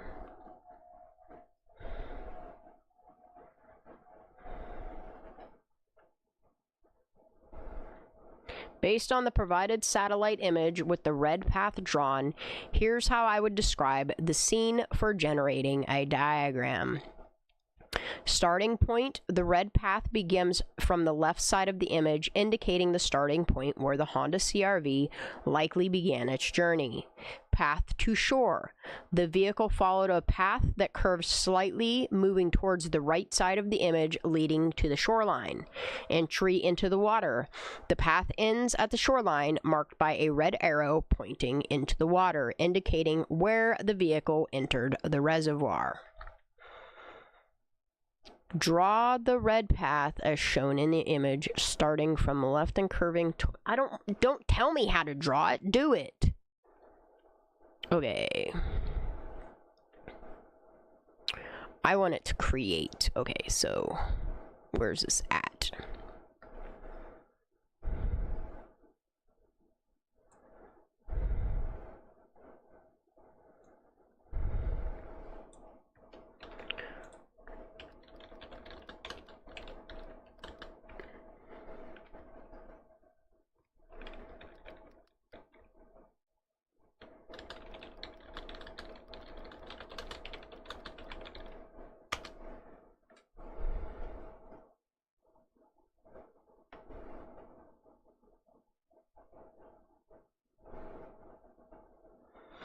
See, this is why Grok pisses me off. It's still putting it on a road, and now it's putting fucking circles and arrows on the pictures. Why? This is not helping. I hate Grok for images anymore. Hold on, let me try.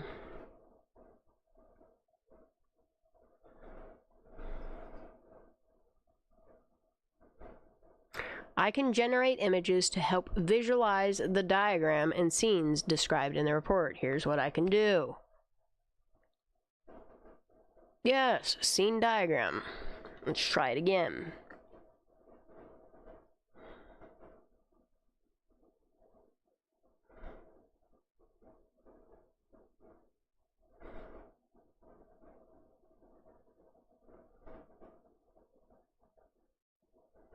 What the fuck is the white shit on the ground? What I'm gonna tell it to do.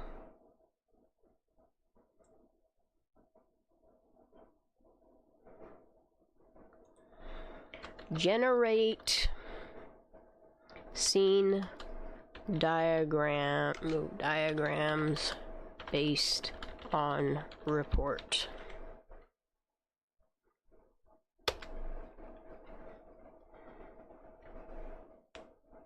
Come on, you can do it.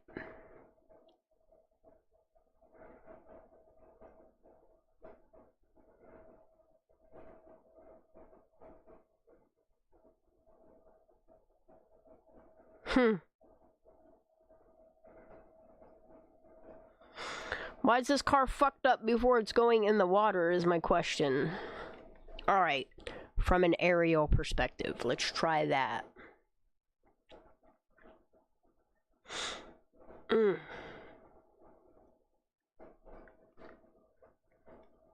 I've been loving Brutally Honest's input. Yeah, I wish you would tell me some more. Bro, this one's got 2 vehicles in it. See, look. What the fuck?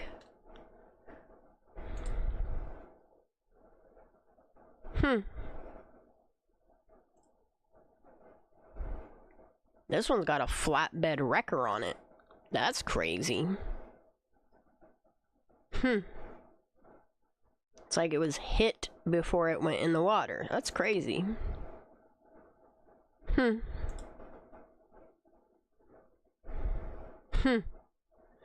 Alright, let's just keep generating images till I run out of... Man, I want it to...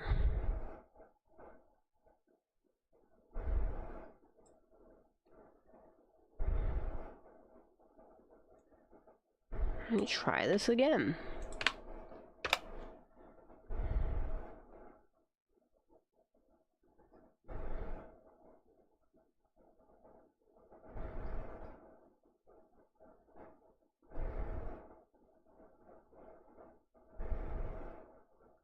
What is with these fucking arrows, man? I've had enough. Alright, we're gonna redo this report all over again.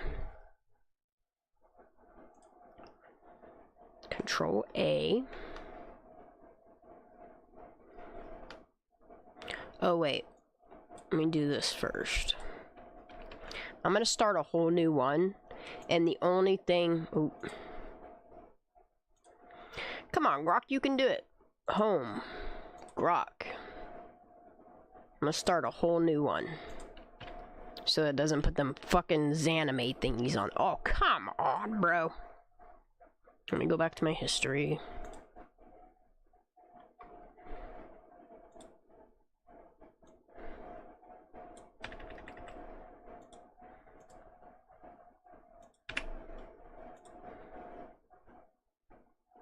Cool. Alright. So I'm gonna reinsert this report in here. And I'm only going to use...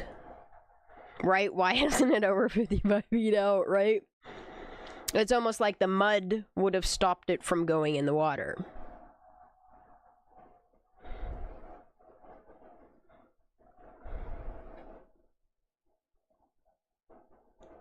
Yo, this is totally different.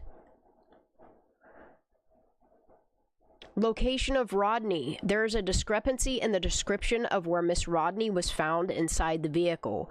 Initially, it stated she was found in the rear compartment behind the rear seat, which seems unusual if she was the driver. This detail could suggest movement after the crash or misinterpretation of the scene.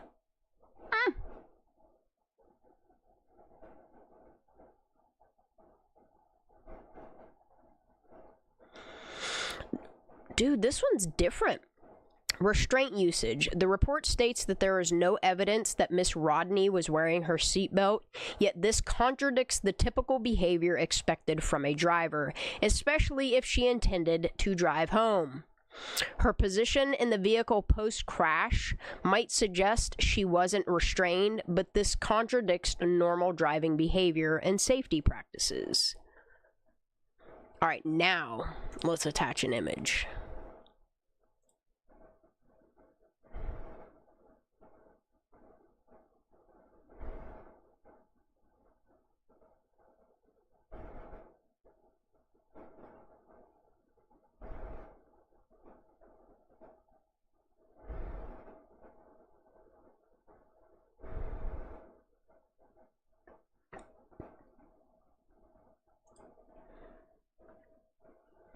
Yeah, vehicle trajectory analysis.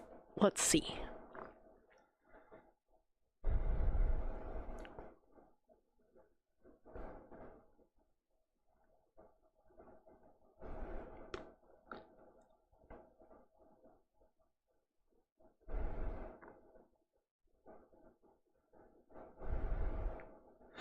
See, this part of the trajectory could indicate where the vehicle might have started to lose control, but that's not what is in the fire cam footage.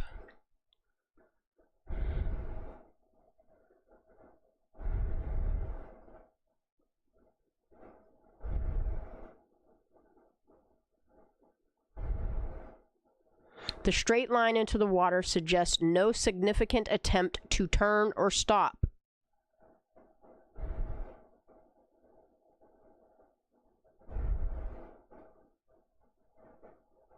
final position, the trajectory ends where the vehicle would have entered the water, consistent with the report stating the Honda was found approximately 60 feet from the shoreline.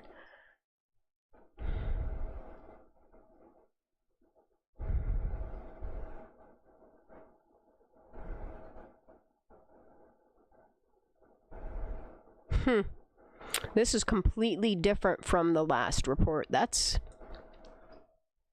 I'm gonna reinsert this report in here. Did I miss anything? No.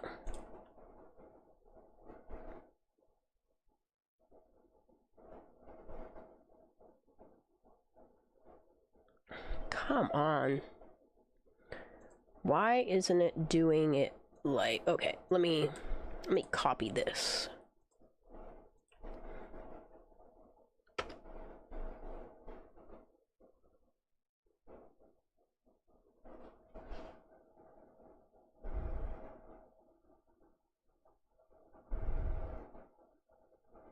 See, now this is saying that there's an inconsistency in the time frames again.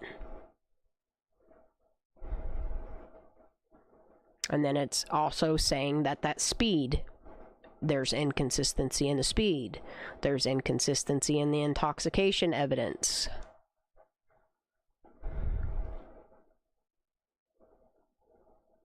Vehicle mechanical condition. The mechanical inspection found no pre-crash deficiencies, which might seem at odds with the crash outcome.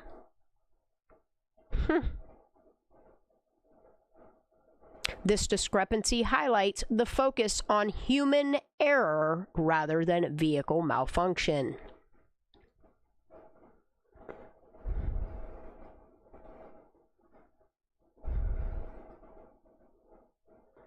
Miss Rodni was found in the rear compartment behind the rear seat, which is unusual for a driver. This discrepancy might suggest movement within the vehicle post-crash. Like an extraction? No, because I wish I could put AWP's video on here. Oh. Hold on. Let me see. Can you break down a YouTube video if given a link?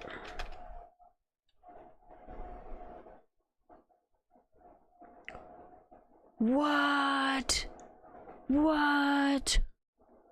What? Y'all.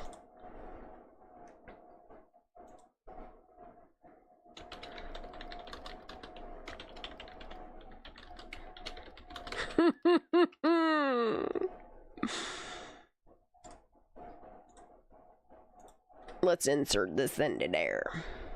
Alright.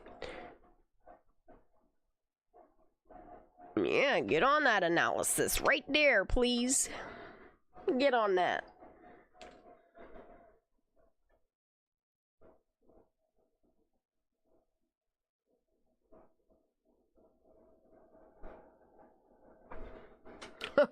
Title and focus. The title suggests the video explores whether Kiely Rodni's death was due to murder or an accident. Given the extensive investigation detailed in the report, this video likely delves into the circumstances surrounding her disappearance.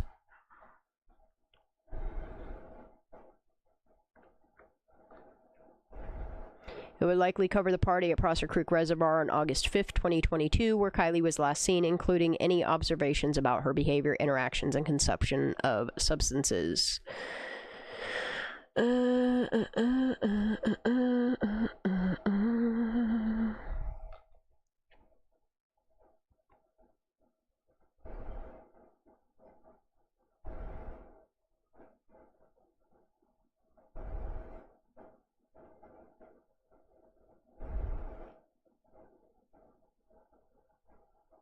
Murder. Given the title, there might be exploration of alternative theories, possibly discussing public speculation, any inconsistencies in the official narrative, or the lack of clear evidence on intoxication, which could lead to questions about other potential scenarios.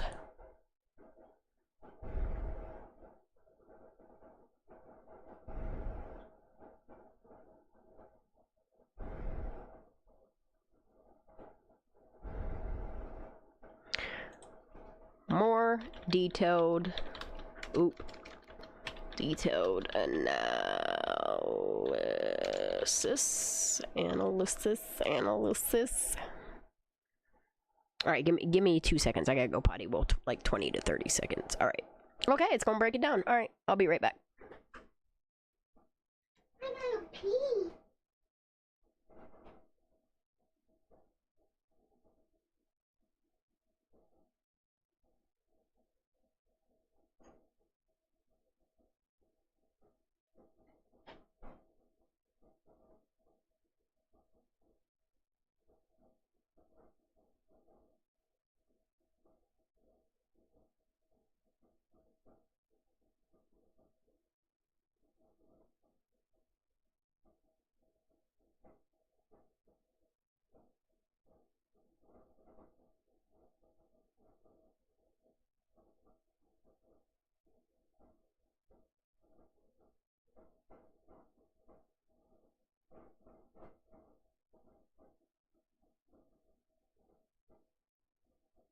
Yo, I just had an idea.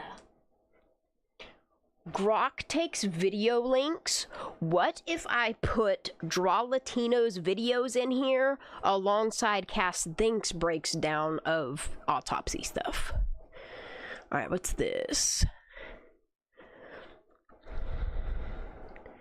Okay, details are age, Prosser Creek, recreational area. Context of the party night, detail recounting of the night of August 5th.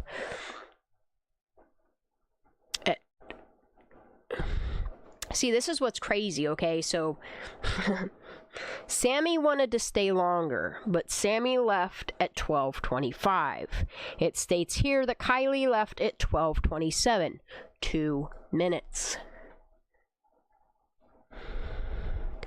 Isn't it crazy how there's 2 minutes between every single time frame?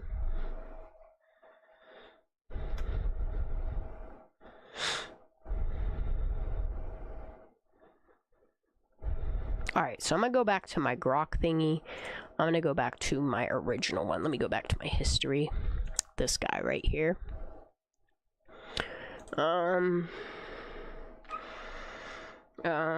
Can you include YouTube links to go along with this report?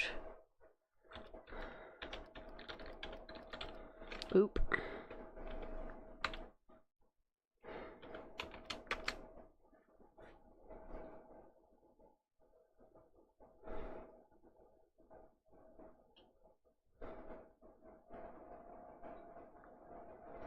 Yo, it's giving me links on how California Highway Patrol does their fucking accident investigations. I'm just gonna drop all these links in chat,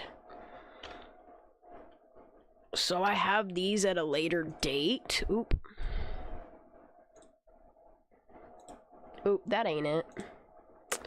Let me remove that. That don't belong there. Okay. What? No, that is not it. Those are not links. Oh, you don't have real okay, never mind. What did I ask it on this one to insert links in? Hold on. Hold on.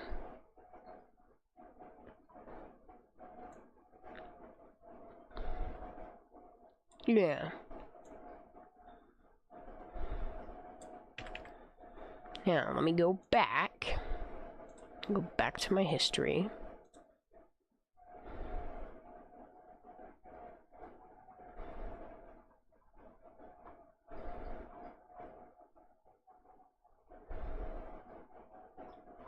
Okay, this. Yep, this is it. Alright.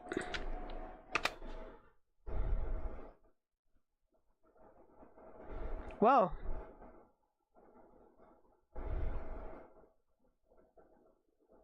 Alright.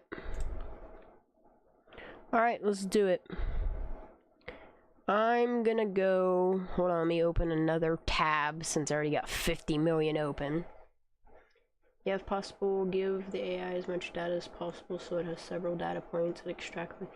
Well, that's what I did using DeepSeek. And what it did with the autopsy or the coroner's report and toxicology report is phenomenal. I just haven't added anything to it. Why?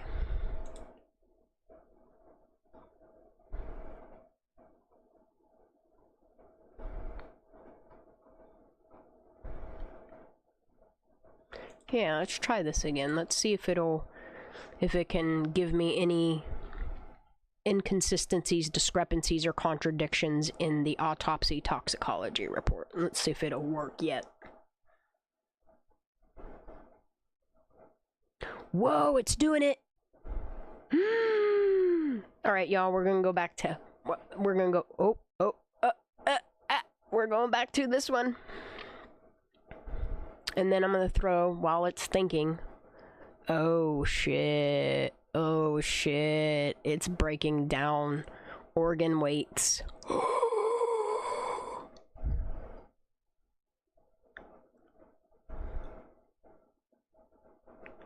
Alright, let me go to playlists. It's gonna be in here somewhere. Can I search in here? Actually, I could just go to Draw Latinas.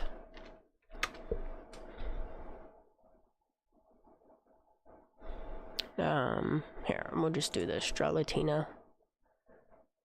Videos. Trinity Bacchus. Alright, there's part 1 and part 2. Alright, let's start here. Copy link address. We'll get a bunch of different things going on.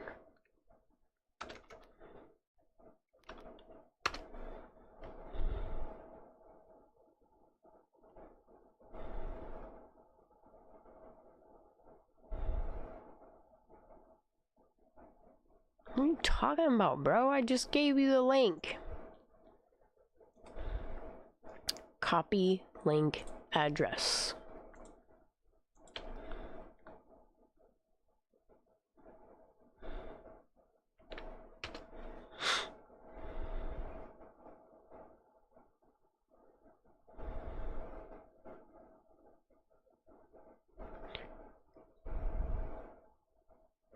What are you talking about, dude? Oh my god, let me just click on this.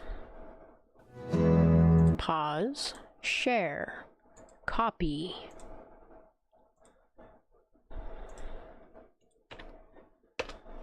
You did it with AWPs, why can't you do it with this one?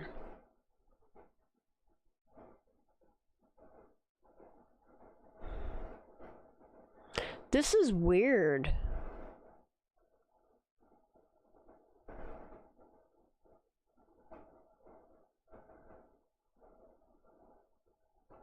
Huh.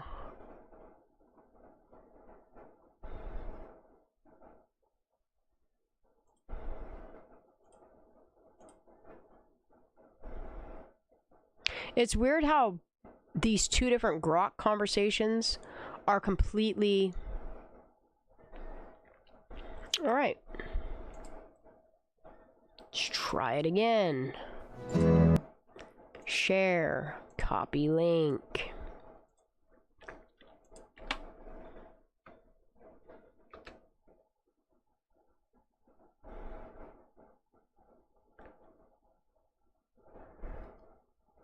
This is weird. Why it's doing this? Let me take off the question. Let me leave. Maybe that.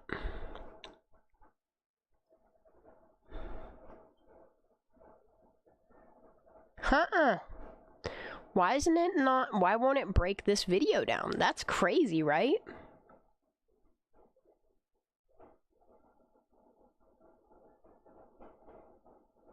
That's what sticks out for me as well, BoobTube. Again, I repeat, the initial CHP pics show the strap out the back, like the AWP's underwater footage.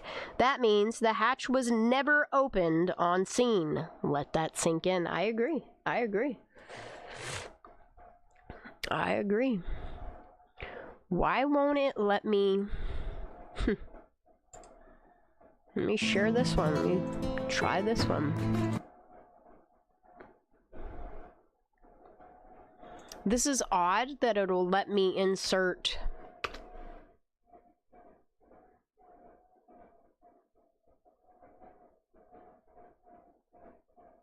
No, it won't break these ones down.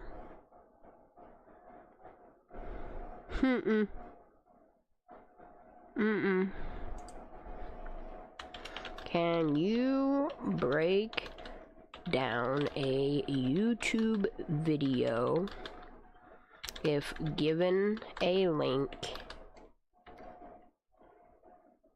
and compare it to current information in this report?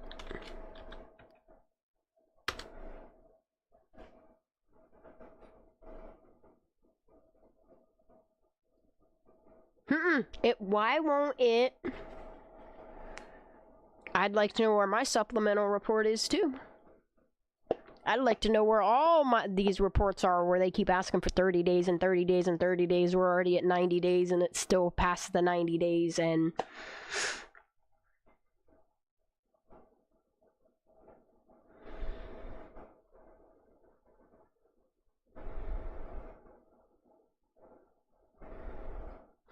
Well, how come this one... Alright, I'm going back. Because this one had no problem breaking down AWP's video. This is odd.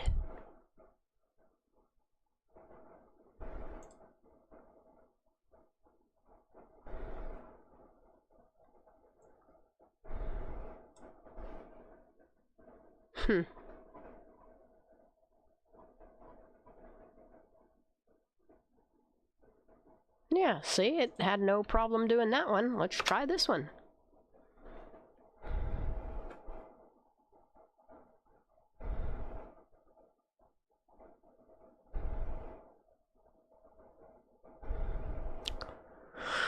Oh, this is annoying.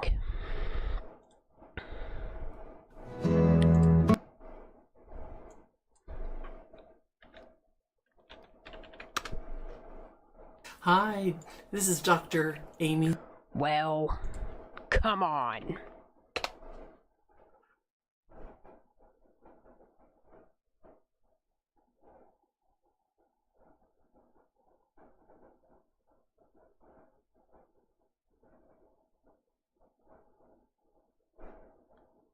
That's really odd. It's willing to break down AWP's video, murder or accident, but it won't break down any of Draw Latina's. Isn't that weird?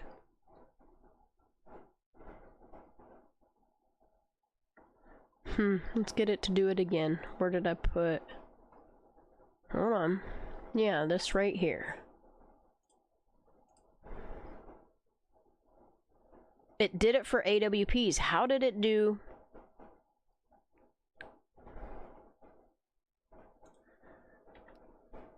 This, right here.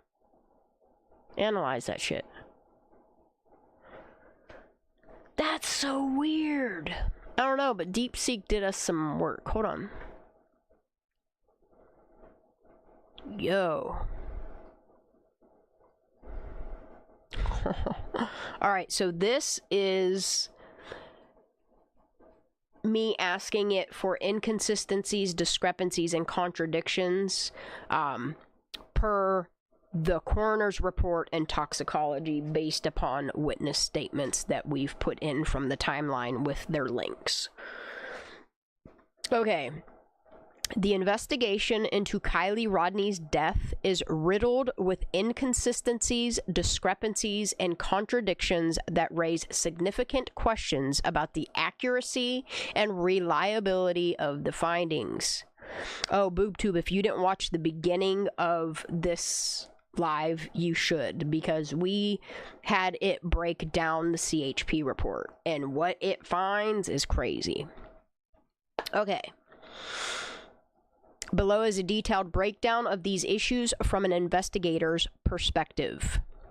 1. Autopsy report discrepancies. A. Tattoo location. Witness statements: Jagger Westfall, Kate Cuneo, and Mags Larson all confirmed that Kiely had a 17 tattoo below her right breast on her ribs. Even the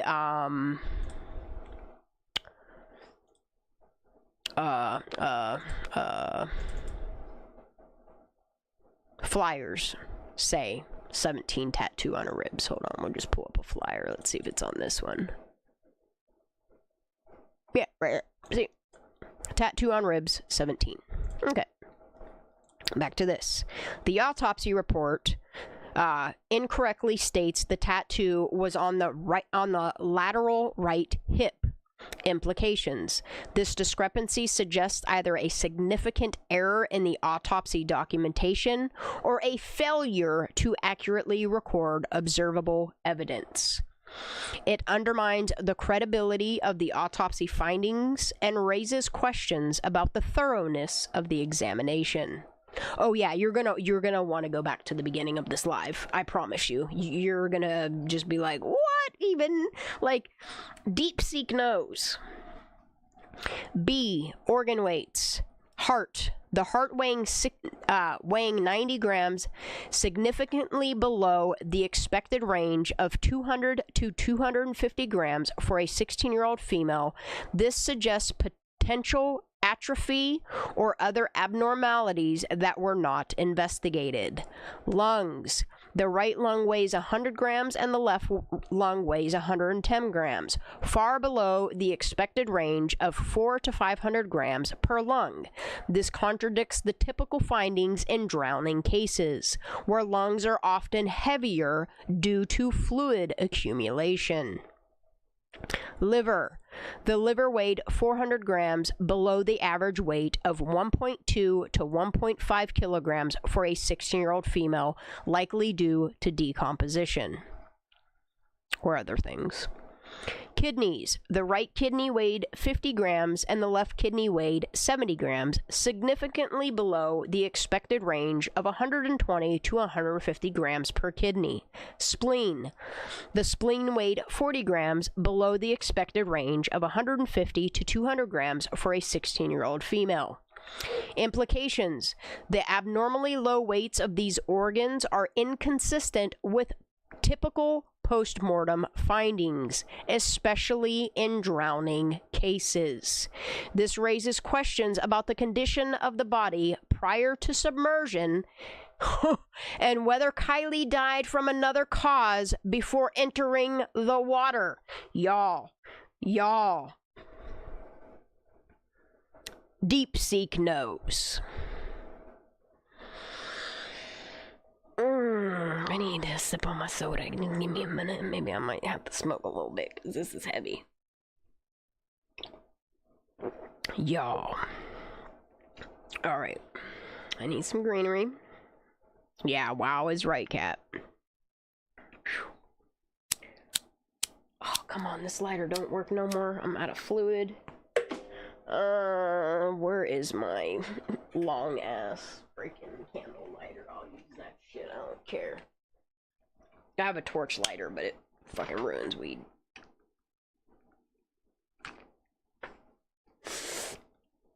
Oh man. Y'all ready? Head trauma. Autopsy finding. The autopsy notes maroon staining of the deep scalp tissues, predominantly on the right side, which could indicate head trauma. This finding was not further investigated or explained in the report. Possible causes: collision. The Alder Hill fire cam footage shows what appears to be a collision between two cars at 1:47 a.m. This could have caused the damage to the Honda CR-V and resulted in head trauma to Kiely. Play fight. Witness statements indicate a play fight occurred at the party, and Elsa Pekarek claims Kiely fell into a hole. These events could have caused head trauma. What did I just say earlier today? Implications. The failure to investigate or explain the maroon staining suggests a lack of thoroughness in the autopsy process. Head trauma could indicate foul play or an accident that was not properly documented. Y'all, I need to smoke more. I need to load this bitch up. I can't. This is... Sorry. I know that was loud, my bad.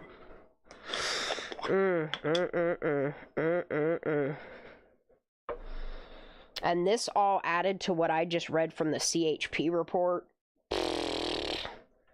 Dude, I wonder if I could break down call logs. I mean, based upon images and videos I have of hers, yeah, I'd say so too. She's about as good news as fucking Sammy Smith.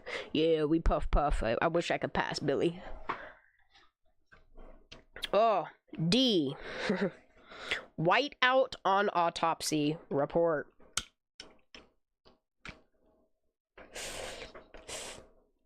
Oh. Observation. The autopsy report contains whiteout under the specimens taken where liver and stock tissue are located. The report is signed off in blue ink. Implications. The presence of whiteout raises question about the potential alterations or omissions in the report. This could indicate an attempt to conceal or modify information, further undermining the credibility of the autopsy findings. Yikes. Oh no, here we go. Oh man.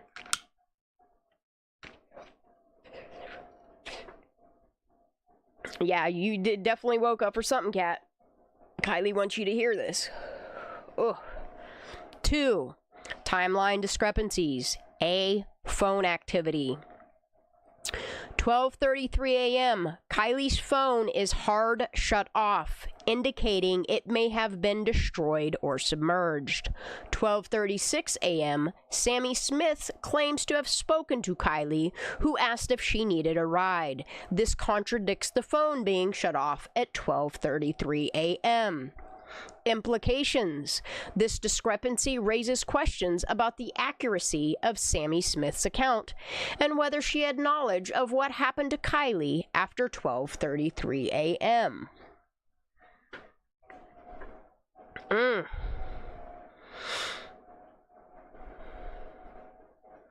I need to add the CHP report to this. Alder Hill fire cam footage, 1:47 a.m. The footage shows what appears to be a collision between two cars. Implications.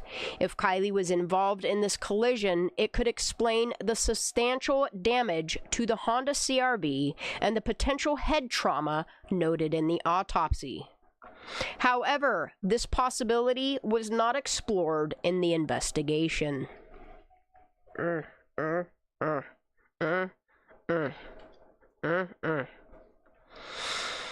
3. Vehicle condition. A. Damage to the Honda CR-V. Front hood. A long, flat indent approximately 32 inches long and 6 inches deep. Front bumper. Slightly detached on the front driver's side. Windshield and roof. Multiple deep impacts. Implication.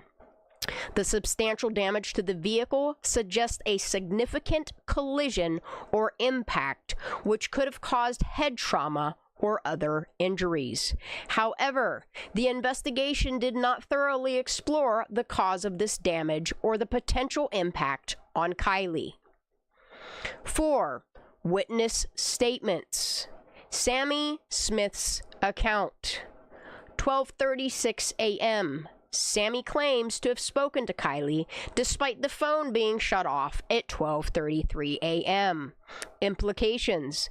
This discrepancy raises questions about Sammy's involvement or knowledge of what happened to Kiely. Investigators should re-interview Sammy to clarify inconsistencies in her statements.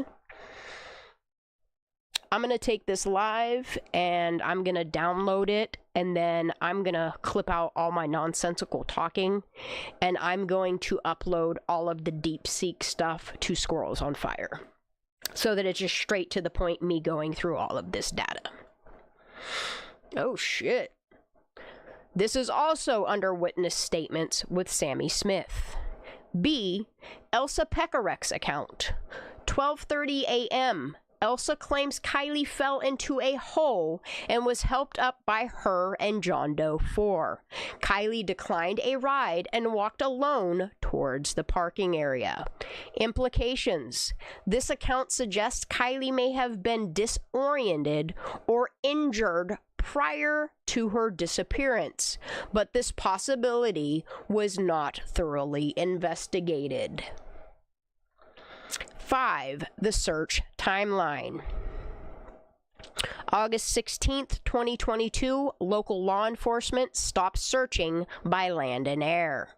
August 21st, 2022, Adventures with Purpose, AWP, discovers Kiely's vehicle and body submerged in Prosser Creek Reservoir. Implications: the gap between the end of the official search efforts and the discovery of the vehicle leaves room for the possibility that the vehicle and body were placed in the reservoir during this period. Investigators should examine the vehicle for signs of staging or tampering. Stephanie Frickberg. 6. Toxicology report. Ethanol levels. 88 milligrams of ethanol detected, attributed to decomposition rather than consumption. Nicotine and cotinine. Presumptive positive for nicotine and its metabolite, cotinine. Caffeine, presumptive positive for caffeine. Delta-9 carboxy THC, positive for the inactive metabolite of THC, indicating prior cannabis use. Implications. The toxicology report does not indicate impairment at the time of death, but the presence of these substances suggests Kiely may have not been using nicotine and cannabis prior to her death. This information should be considered in the context of her activities at the party. Conclusion. The investigation into Kiely Rodni's death is marred by numerous inconsistencies, discrepancies, and contradictions that raise significant questions about the accuracy and reliability of the findings. Key issues include: 1. Autopsy report errors, the incorrect location of the tattoo, abnormally low organ weights, and unexplained head trauma suggest a lack of thoroughness in the autopsy process. 2. Timeline discrepancies. The contradiction between Sammy Smith's account and the phone activity timeline raises questions about her involvement or knowledge of what happened. 3. Vehicle damage. The substantial damage to the Honda CR-V suggests a significant collision or impact that was not thoroughly investigated. Witness statement. 4. Witness statement. Inconsistencies in witness accounts, particularly Sammy Smith, warrant further investigation. 5. Search timeline. The gap between the end of official search efforts and the discovery of the vehicle leaves room for the possibility of staging or tampering. To address these issues, investigators should 1. Review and correct the autopsy report. That would be undetermined, murder. That's for you to decide. 2. Re-examine photographic evidence with forensic experts outside of Gregory Reber. 3. Investigate the cause of discrepancies and ensure accountability. 4. Reassess the investigation to ensure all evidence has been accurately documented and analyzed. Resolving these discrepancies is critical to ensuring the integrity of the investigation and uncovering the truth about Kiely Rodni's death. If foul play is suspected, these errors could be key pieces of evidence in identifying those responsible and achieving justice for Kiely and her family. I got chills, y'all. All right. And then this here is the CHP report that I ran through here. And I just want it to answer me, based on this information in the CHP report, if it's possible foul play is a factor. And it won't answer me. It keeps saying it's busy. So let's try it again. Dude, I haven't even enabled DeepSeek R1, which is, it solves reasoning problems. I haven't even added, this is just common sense. We haven't even added reasoning into, I'm gonna save that for the end. I have so much to insert in both of these, but I'm being real careful to make sure it's fact-based information going in here. How is it still busy? It just answered me on this report. Why won't it answer me on this? Based on the CHP report. Like, all this information is fucking... it breaking down the CHP report is phenomenal. What else could I see if it could break down? That's okay, cat. We knew Kiely was a good kid. We knew something bad happened, yeah. And we know Kiely Rodni did not drown. We know that. There's a reason why certain people inserted themselves into this case as well. It is definitely sentient. The more I use DeepSeek, the more I use Grok instead of image production, but actual data analysis, yeah. We have definitely already hit that event horizon, and there's no turning off AI anymore. It's not. So the best thing that I can do while I'm alive on this earth with all you beautiful people and truth seekers is use AI technology to the best of my ability, especially when it comes to these cases. Come on, you can do it, DeepSeek, please. Why won't it answer this question? This is crazy.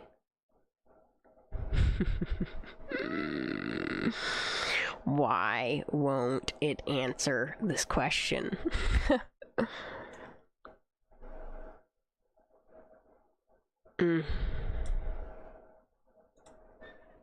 Why won't it answer this question? Based on this report, from an investigator's perspective, is foul play a possible factor? I don't know if it...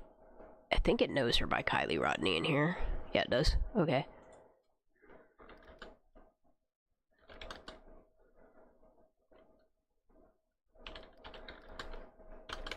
This is crazy, dude. It won't answer that question.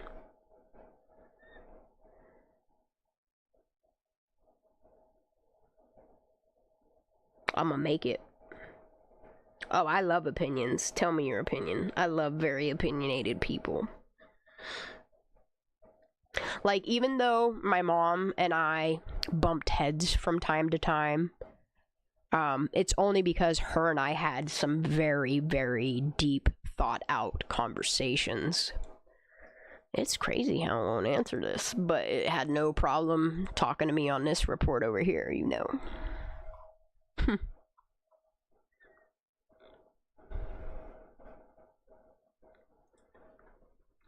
Tell me more. What else do you know? I want to see if it'll... Dude, if it works on this one and it doesn't on this one, I'm going to be mad. Why is it avoiding this question? Yeah. Tell this Chinese bitch to get to work. Yeah. Dude, if honestly, I know this is a China product, but if I could donate money to DeepSeek to help make it better, I just... I don't see how it gets any better than this, you know? Oh, now it's busy again. Well, I'm gonna retry that. What's this 2 of 2? Wait a minute. Alright, I'm gonna just let it think. You aren't helping. This is why I stopped using Grok. Okay, so I had Grok... Wait a minute, I've had Grok do a lot of stuff for me, y'all. You wanna just go through some of my other Grok stuff? Cause I finally, I hope it's still down here. Oh, yeah, it is. It's here.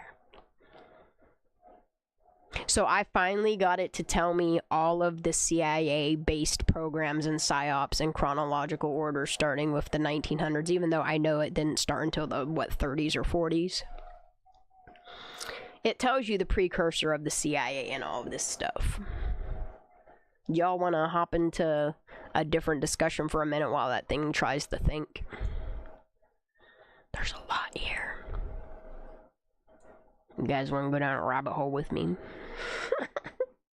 Some of you probably already know about some of these operations. Some of these you might not know nothing about, and it might make you be like, whoa, well, why would they be doing that? Might open your eyes a little bit. Yeah, I want your opinion, BoobTube. I would love to talk to you in, like, real time, you know? Not expecting you to ever come up on any of my panels, but I would just love to talk to you in, like, real time.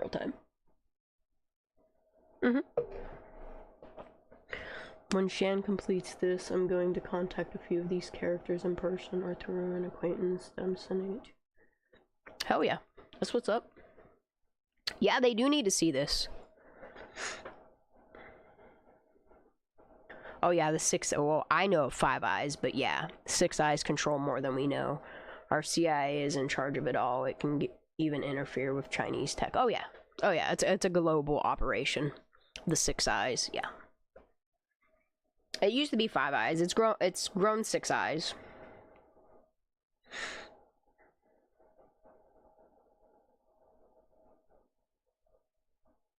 Yeah, that one. Oh, I know. That's what I'm saying. I will never expect you to panel up. I would never expect you to put any way of being identifiable on these fucking streets. I regret ever showing my fucking face or ever doing any of that. But it's too late now, and here we are, you know? Yeah, Five Eyes has definitely grown. The thing with Lindsay is I think at this point she's living such a secluded life. Seeing what her mom went back to work for, they're doing everything in their power to protect Shepard. In my opinion. I don't know if she's paying attention to YouTube.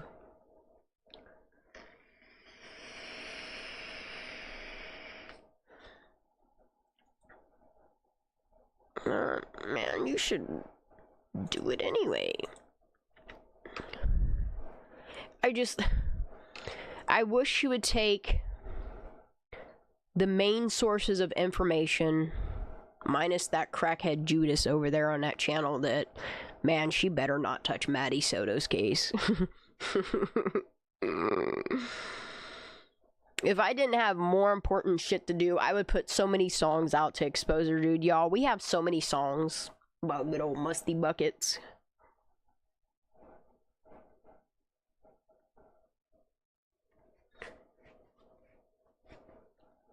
Melissa, if you want me to, well, not if you want me to, I'm gonna do it anyway. Tonight's live, I'm gonna crop out all the bullshit and just keep it strictly to the point. If you, at some point, want to take that to whatever, or if you want to wait till I feed it more information. Man, why is DeepSeek not working? I ain't putting this shit on my phone. I refuse. After my second phone, so my first phone, I ran it over my damn self. That's my own fault. But my second phone, burning up, and a lot of the stuff that I lost on there, that's why I told people from the jump, like, I know how to protect my computer more than I do my phone. Like, I know the capabilities. That's why I wound up not making a website. Even after investing, I mean, that was hundreds of dollars I invested in those 2 websites. I realized the potential of DDoS attacks, and I just was not dealing with that. And then seeing, like, how weird people were, and because they knew I was going to make a Squirrels on Fire website, they went and bought the name of that to ensure that I didn't get it. And who it's traced back to is silly as fuck. Silly as fuck. Why would you do that, is my question. But it's cool.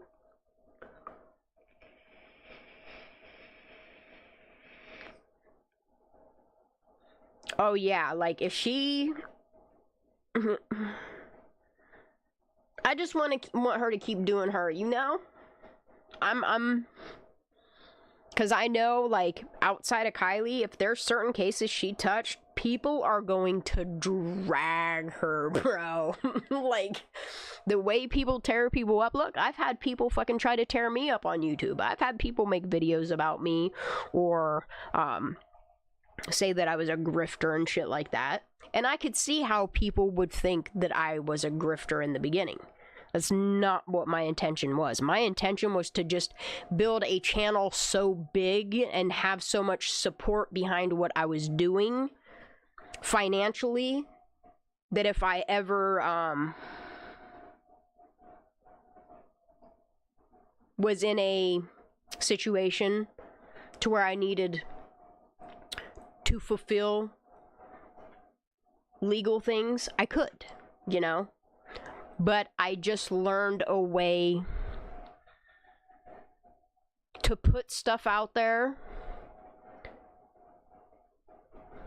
I guess just at this point that if certain people would try to come after me legally, I want you to. You know? I would love for Sammy Smith to sue me. But she won't. And that's the craziest thing of all, is you would think of all people that would have a lawsuit, if it's libel, slander, defamation, would be her.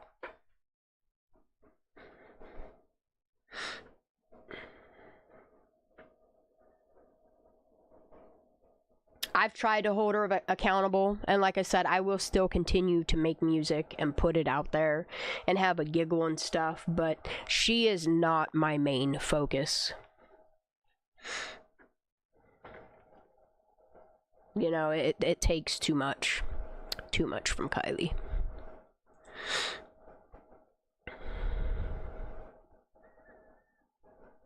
Damn, dude. That's like the first thing that they went for, which is crazy.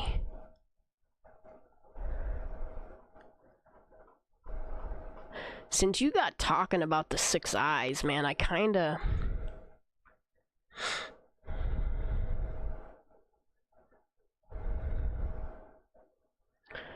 This is crazy, dude. It all started with psychological warfare with the CIA. And it's still about that. But it's much, much deeper than just the CIA now.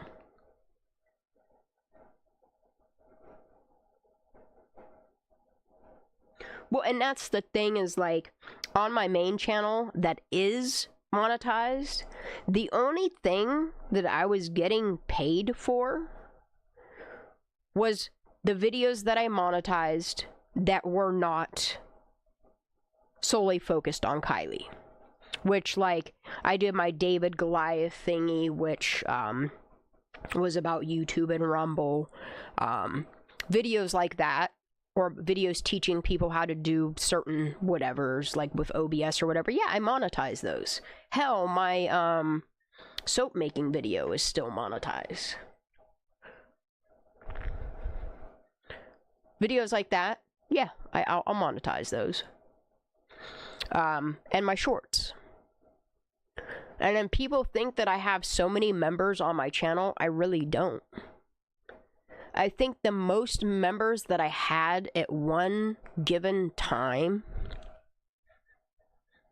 was like 40-some people. And I keep telling people, you're not obligated to do it. You're really not. I'm not begging people for money. If you want to donate to me, you see all my stuff right below my icon. It's right there. I have it set up to where it's Venmo, Cash App, and PayPal. It's all the same thing. The only difference is Cash App, you put the money sign in front of it. That's it. The other two are ats. But I don't require it. I'm not here to do a prayer train. I'm not here to do none of that stuff. You know, I'm not trying to grift off the back of dead children. I eventually need to start doing shirts again. Because one, I enjoyed doing that. It's just with my kitten and the way that she, like, gets on everything, I don't see how I'm possibly gonna make shirts until she is, like, a little bit older and mellowed out a tiny bit, you know?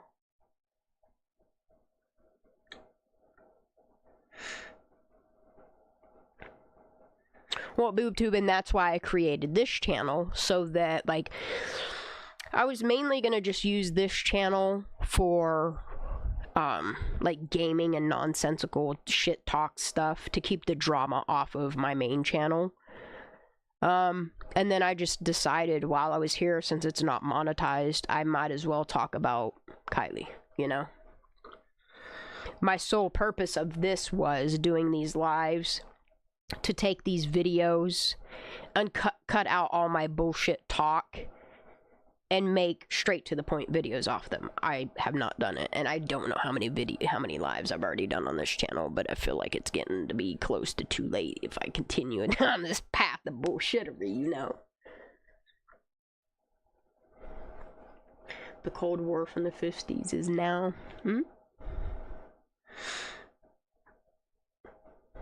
Alright, so we're gonna go through some CIA stuff, and then I'm gonna hop off here. I kind of want to play some video games, to be honest. So I told Grok, list all classified and unclassified CIA-based programs and PSYOPs in chronological order, starting with the 1900s. Here's a chronological list of both classified and unclassified CIA programs and psychological operations, PSYOPs, from the 1900s, based upon available public information. 1940s, Office of Strategic Services, precursors to the CIA, involved in psychological warfare during World War II, although not officially a CIA program. It laid the groundwork for CIA activities. So you got the OSS that starts, that teaches the CIA how to operate. And they just keep creating more eyes, you know? To the point where more eyes were created, to the point where we got, like, it's a whole deep state. The blob. And the first thing that they did was Project Bluebird in 1950, an early CIA program aimed at developing mind control techniques. And there's links for all this shit.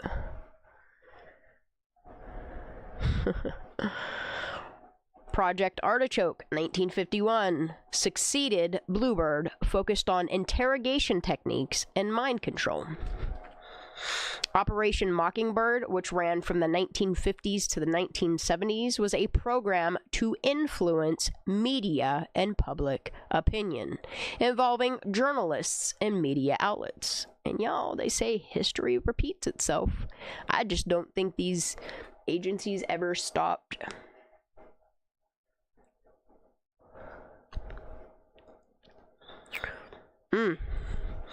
See, I don't understand why this doesn't break down. Wasn't there, like, Operation D Ultra? Hold on, let me see if it has it included in here, because I'm surprised it doesn't. Wasn't there a program called that?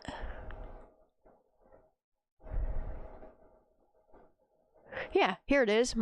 Project MK Delta. Huh. So OSS is created in 1947, 1915 Project Bluebird, 51 Project Artichoke, early 50s to the 70s, Operation Mockingbird, which is media influence and propaganda, Crusade Freedom, 1950, a campaign to support Radio Free Europe, which was covertly funded by the CIA. Project MK Ultra ran from 1953 to 1973 and was very extensive mind control experiments still going on today. Same with Mockingbird, still going on today, just under a different name, or hidden differently, I should just say. Project MK Delta, 1950s to the 1960s, oversees the use of biological and chemical materials. Still going on today. Look at what they're pumping in our atmosphere to rain down on us. Whether you breathe it in, it gets in the waterways and you bathe yourself in it, or you drink it. That's where she got her name from. It's fucking mind manipulation. Yeah, Mockingbird is all the media. That's why I'm glad to see that media is failing and that independent people are starting to be heard more. Project MK Search from the 1950s to the 1960s, searching for lethal and incapacitated agents. Much deeper than that, though. Project MK Naomi, also from the 50s to the 70s, it was biological weapons research with the Army. Still going on today. Military-industrial complex. 1960s, Project Monarch, alleged trauma-based mind control. See what I'm saying? They don't go away. They just get better and better and better, to the point where, I mean, look at us, look now. Between TVs and your cellular phones and computers. Cat, we knew who you meant.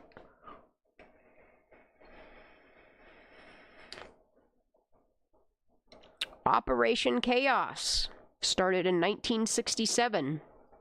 Domestic surveillance of U.S. citizens. See, and then they expanded all their psychological operations since they... And what people don't realize is, like, a lot of these scientists that took over these CIA ops, they came from Germany. I mean, I know a lot of you already know that, but...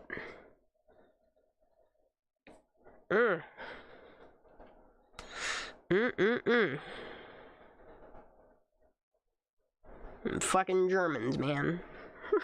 I got a lot of German in me. It's terrible. What was my dad thinking?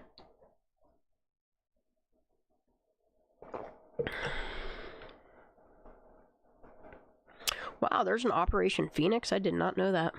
Targeted assassinations, huh?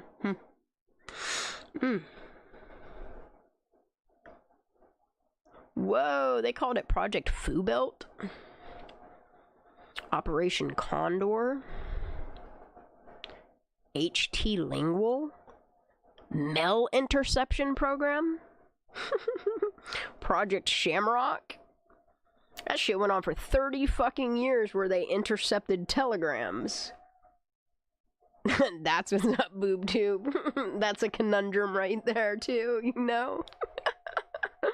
I'm German, Native American, and Greek. I love it. Oh, man.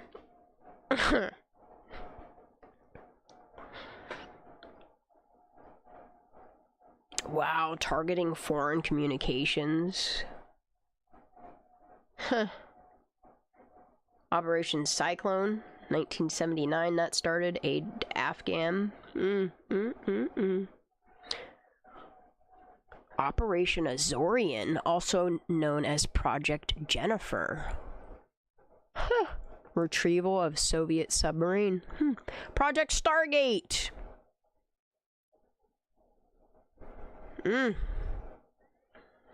1978 to 1995. Nah, this shit. They're about to start. I mean, look, Project Stargate that's coming. Or trying to come to us. I hope that they... I'm knocking on some wood here. I'm hoping they had those two gentlemen up at that podium to expose them. Because Stargate ain't stopped. Research into psychic phenomena for intelligence purposes.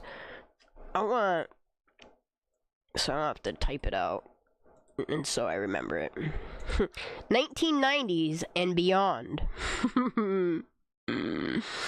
Operation Merlin. 1990s. Attempt to sabotage Iran's nuclear program. Extraordinary rendition. Post 9/11. Transferring suspects to countries for interrogation.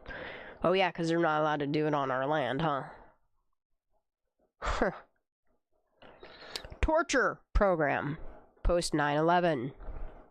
Known as enhanced interrogation techniques. This involved methods later deemed as torture.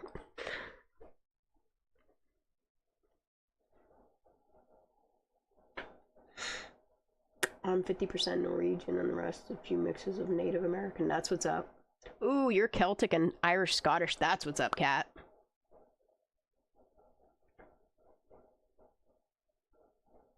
Do you got that ginger gene in you? I love redheads. Natural ones, yeah. The ones that dye them hair red, you gotta watch out for them. No offense if anybody dyes their hair red, but y'all got a little streak of psycho in you. Just saying.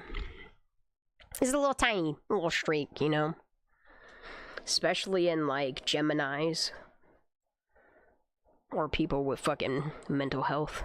You're a ginger, Billy? That's what's up. I love my ginger babies. Mm-hmm. I need some extra nicotine. I want to get this DeepSeek to finish doing what I'm trying to get it to do before I lay down tonight, or I'm not going to be able to fucking sleep. He said, don't start with me. Alright. Oh, the CIA has conducted numerous unnamed or less publicized psyops, including support for various anti-communist movements globally. No, I think that's opposite. I think you're creating communists, but that's just my opinion. Influencing elections in Italy, Greece, and other countries during the Cold War. The Cold War is now. Use of cultural programs like the Congress for Cultural Freedom to promote U.S. values, counter Soviet influence. That's propaganda. Ooh, operations in Cuba. I think the Clintons and the fucking Obamas know a little something about Cuba and Haiti and shit. Including attempts to assassinate Fidel Castro and the Bay of Pigs invasion.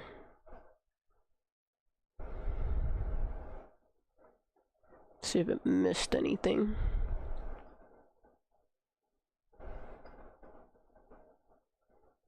Man, I was really like, yo, tell me more, tell me more. Whoa, wait, whoa. Morale Operations MO focused on black propaganda, spreading disinformation, and undermining enemy morale. Examples include Operation Sauerkraut, 1944, a psychological warfare aimed at German forces after they failed the assassination attempt on Hitler by Klaus von Stauffenberg. Operation Cornflakes involved dropping mailbags with fake letters and newspapers into Germany to spread dissent. Sound like propaganda. Operation Corncob. Who is naming this shit after food? Someone was hungry, you know? Hungry for the lives of people. Distribution of subversive leaflets in German-occupied Europe. As part of why JFK was ended, yeah, I did. Yeah, I did. I saw, isn't that the community post that no longer, you can't click, the link don't work no more? The video's no longer available? Is that the one? I noticed that about one of your videos today. Frosted Flakes. I don't know, but if you mash up fucking cornflakes and you take some chicken breast and bang it out with a tenderizer, and you mix a little bit of Miracle Whip and mustard together, and you lather that all over that chicken booby, and you mash it into cornflakes and bake that shit, it is fire as fuck. It's called cornflake chicken. Look it up. Shit, it's bomb diggity. Special operations, while not strictly PSYOP, they involve sabotage, guerrilla warfare, and support for resistance movements, which had significant psychological impacts. Yeah, one of your videos is gone. Here, hold on, I'll tell you which one.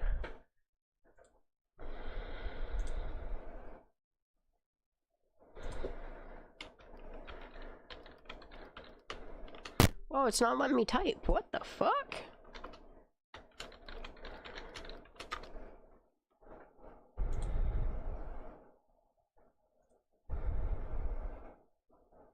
This one right here, Ted Gunderson, PI, well-researched info. They made it private. person that has this video made it private. Maybe they noticed an uptick in views. I don't know. Or you pointed something out and it alerted somebody. And they were like, YouTube's going to take this video down because we don't want this information out there. Speaking of which, while we're here, I'm going to go to my history for a second because I want to find... I do watch a lot of Bailey Sarian, I'm not going to lie. I watch stuff on Sebastian Rogers. There's the Ivy League murders. Where is...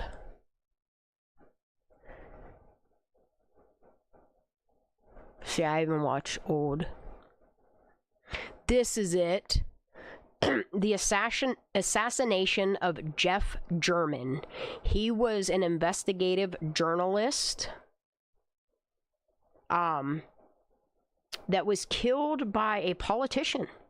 He went and stabbed him at his fucking house. If you all have not seen these two videos on Jeff German, I wish there were more reporters like him that would take on cases like Kiely Rodni and expose the fuck out of it. Highly recommend watching these two videos. They're really good. They're both on Jeff German out of Las Vegas. I do believe that's where he's from.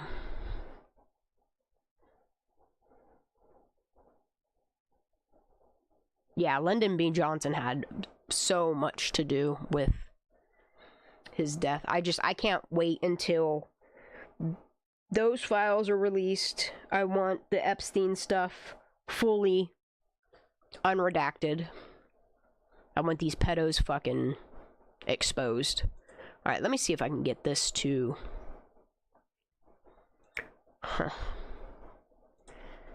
I want this to tell me more. And I want this to do this. Oh, my nicotine pouches are way too high of nicotine. I gotta take those out after a few minutes. Whew, shit makes me woozy. So listen to this. I ordered some nicotine, not some, $130 in fucking nicotine from Sweden, which is 2 months supply of nicotine for me, which is like a fourth of the price of what I'm paying per month in the US. So anyway, like, you can only order certain nicotines from them because they won't import certain country stuff. Anyway, so I ordered shit from Sweden. I don't even know. It was a while ago. Anyway, I got caught up in Philadelphia Customs, and for whatever reason, I understand all the trade stuff that's going on and all the tariff stuff that's going on.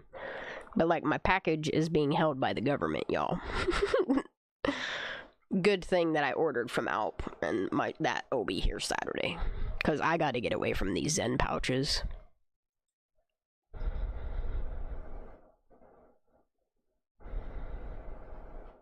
Did I ask it what current PSYOPs are happening? Let's see. Yeah, I did. List all classified. Currently going on America with details. Ooh, here we go. This is as of 2025. CIA programs, cyber operations, and counterintelligence. The CIA maintains a robust cyber division focused on counter-foreign cyber threats and espionage within the United States. Snowden and Assange. Those need to be the next people that are pardoned. I'm sorry, but they do. They are not traitors to the American people. This includes monitoring and infiltrating networks to detect and prevent... See, this is what they say it's for, cyber attacks or foreign intelligence. That's why they spy on all of us.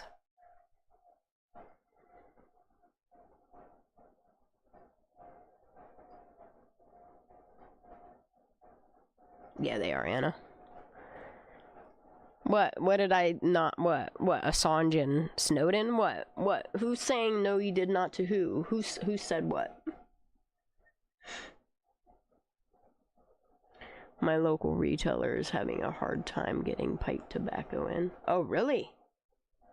Yeah. Oh, what? Did I not order from Sweden? The fuck I didn't, dude. I paid $25 to have that shit imported. Fuck. Better send that shit to me. But yeah, the government's got my shit on hold. They've had my shit on hold for 6 fucking days. They haven't released it yet. What the hell? Let me look at my fucking UPS and me read what it says, because this shit's nuts as fuck, dude. I've never had any of my packages retained by the fucking government, but here we are. And all it is nicotine. Literally. That's all it is. Good thing I'm fucking smuggling fentanyl into this bitch. Fuck. But I'm not making the government any money here, you know? Hold on, I gotta pull this shit out, because what it says is like, wow, y'all really doing all that over some fucking nicotine, huh? How about all them children's that's being trafficked? Bet you if you sent them on a UPS package, they'd catch trafficking real quick, huh? Oh, this shit's terrible. View all shipping things.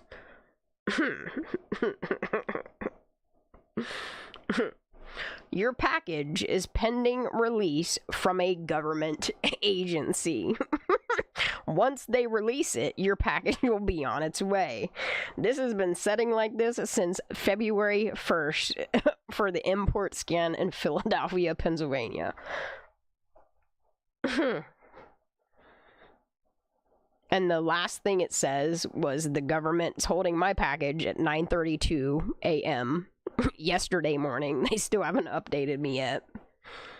And UPS has received the information needed to submit your package for clearance. Like, we ain't even made it there yet, y'all.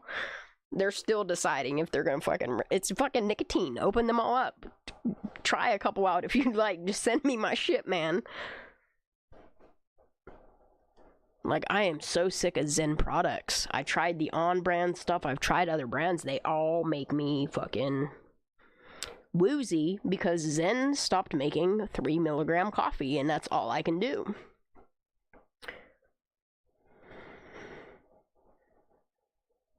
Get to work, Anna Bean. Drive careful.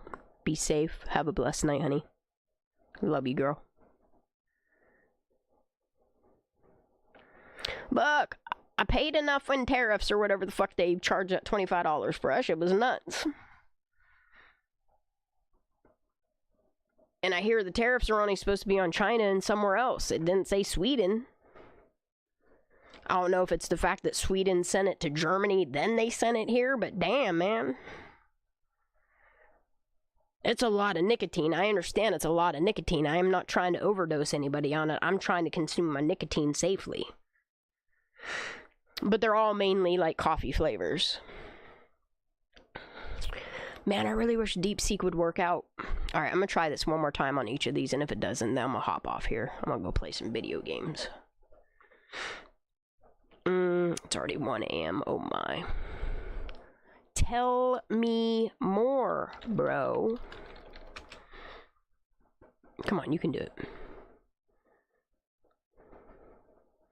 They don't want me using DeepSeek anymore. I already found too much out or something. I've never seen DeepSeek do this. Ooh, now my computer's all lagging and shit. I'm gonna turn this deep think whatever. Solve reasoning problems. Maybe it's what I need. Alright, we're gonna turn reasoning on just for this one question.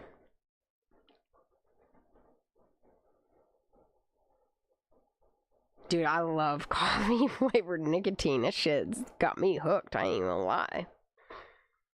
But anything is better than cigarettes. I don't mind vaping. I would just prefer to not put shit in my lungs. I have no problem paying tariffs. To see how much they're gutting our government and seeing how much of our tax dollars go to useless fucking shit. Yeah, for whatever reason it's not. Okay, we're gonna turn on Deep Think. Fuck it. Let's see what it says. Come on, work, man. Yeah, think hard. Ooh, okay. Let's tackle this. The user is asking whether foul play could be a factor in Kiely Rodni's death based upon the provided report. It says, I need to approach this carefully. Hold on. Look, now it's thinking real fucking logical, real fucking quick, ain't it? Oh, shit. Oh, shit. Oh, shit. Oh, shit. See, now look, I'm fucking wide awake. I'm wide the fuck awake, y'all. This is why I need to shut myself off from Kiely's case at a certain time, because I could just fucking do a marathon on this shit, and I really shouldn't be. Should stand up for a minute.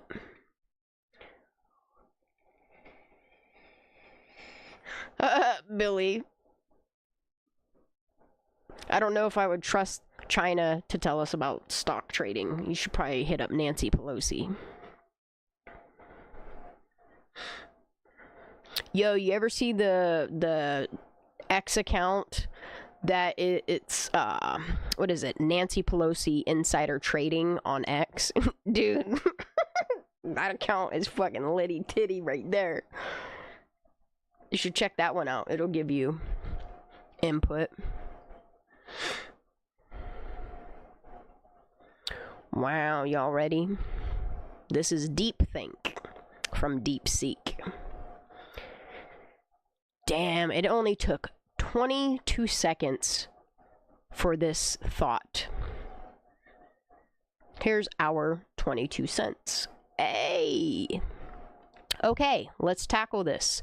The user is asking whether foul play could be a factor in Kiely Rodni's death, based on the provided report. I need to approach this carefully, considering the evidence and the gaps in the investigation. First, I'll recall the key points from the report. The MAIT investigation concluded it was a single vehicle accident with no mechanical issues. The Honda was submerged and Rodni was found deceased inside. The report mentions tire tracks leading into the water, no signs of mechanical failure, and inconclusive toxicology results. There's also the alert wildfire video showing a light source attributed to the Honda. But there are inconsistencies. The delayed MAIT involvement, the lack of EDR data, and the unvalidated video timestamps. The tire tracks weren't measured, and the transmission was in neutral, which is odd for a moving vehicle. The report suggests intoxication, but lacks concrete evidence. Now, to assess foul play, I need to look for red flags. The absence of definitive evidence of mechanical failure or intoxication leaves some uncertainty. The neutral transmission could imply somebody shifted it post-crash, but there's no mention of evidence supporting that. The alert video's additional light source wasn't investigated, which could hint at another vehicle or person present. However, the report states that Nevada County Sheriff's Office found no criminal involvement. But since the user is asking from an investigator's perspective, I should highlight that while the official conclusion is accidental, there are unresolved questions that could leave room for speculation about foul play. The lack of EDR data and the incomplete timeline validation are critical gaps. Also, the seatbelt usage and Rodni's position in the rear compartment aren't fully explained, which might suggest movement post-impact. I should structure the answer to acknowledge the official findings, but also point out ambiguities. Emphasize that while there are no direct evidence of foul play, the gaps in the investigation mean it can't be entirely ruled out without further clarification. Highlight the need for more thorough analysis in areas like the transmission position, video timestamps, and witness statements. From an investigator's perspective, the report does not conclusively rule out foul play in Kiely Rodni's death, but it also provides no direct evidence to support it. But this is only based on the CHP report. We're going to ask the same question to the toxicology and autopsy here in a minute. The CHP MAIT report and supplemental materials focus primarily on reconstructing the crash and identifying mechanical or environmental factors, concluding that the incident was a single vehicle accident. However, several unresolved questions, inconsistencies, and gaps in the investigation leave room for speculation and warrant further scrutiny. Below is a breakdown of key points that could support or undermine the possibility of foul play. 1. Unusual vehicle position. The Honda's transmission was found in neutral, page 13. This is atypical for a vehicle in motion and raises questions. Could the transmission have been shifted by someone else? Was the vehicle intentionally placed in neutral before entering the water? 2. Lack of definitive intoxication evidence. The report acknowledges Rodni consumed alcohol, marijuana at the party, but states her toxicology results were inconclusive due to decomposition, page 12. Without clear proof of impairment, the narrative of improper driving relies heavily on assumptions rather than evidence. 3. 3. Alert wildfire video anomalies. The video analysis identifies 2 light sources near the reservoir, page 30. One attributed to Rodni's Honda stopping near the shoreline 12:33 a.m. and 0.23 of a second. Another light source traveling a similar path but not stopping from 30 past midnight to 30:48 past midnight. The report does not investigate the second light source, leaving the open possibility of another vehicle or individual present at the scene. 4. Seatbelt and body position.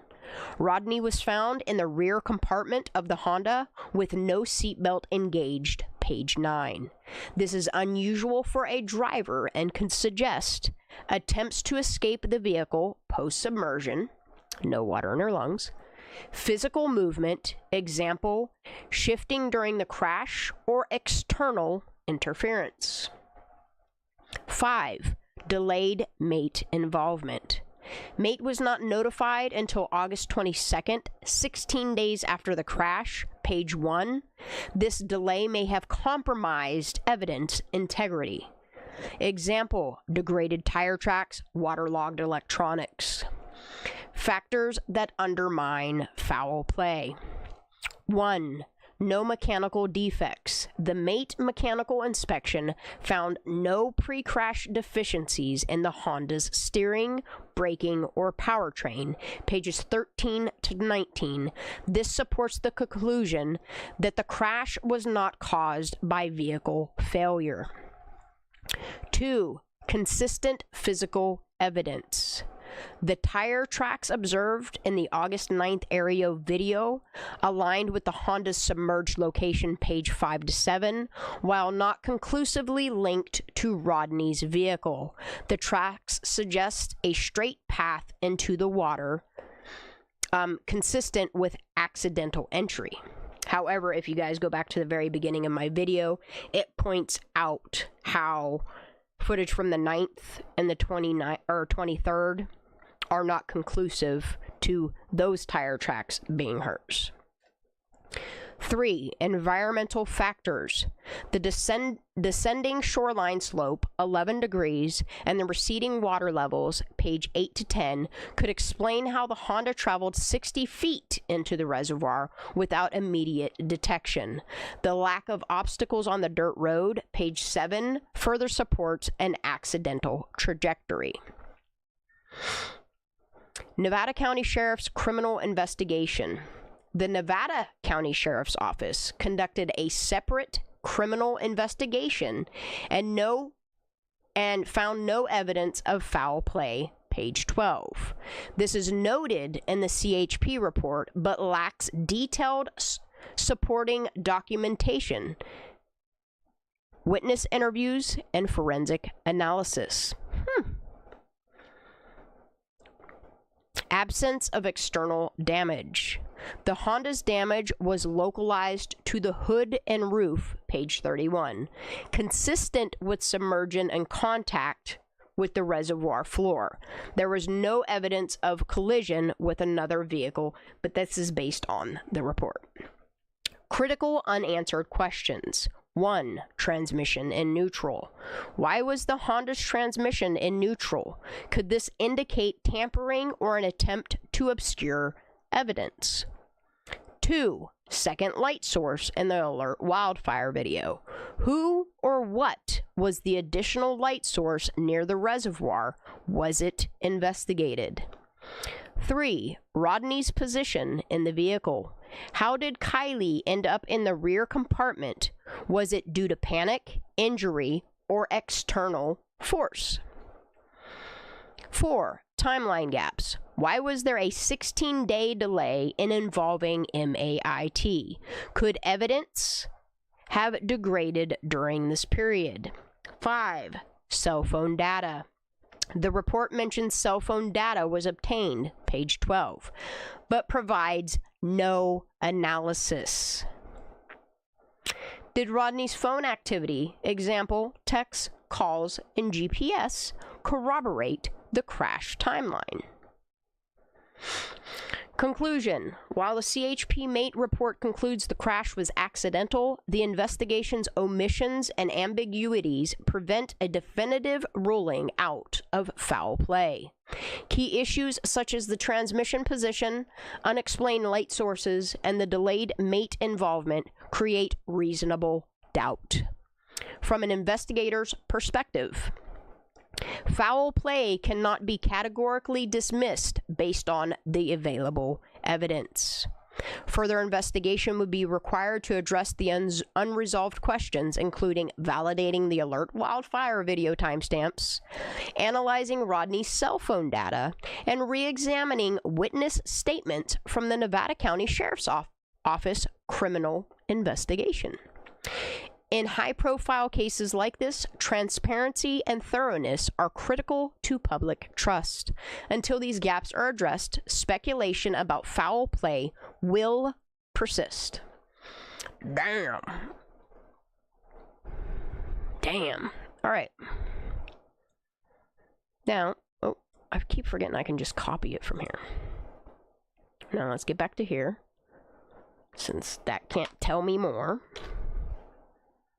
We have DeepSeek turned on. See how long it takes it to think on the autopsy and toxicology report.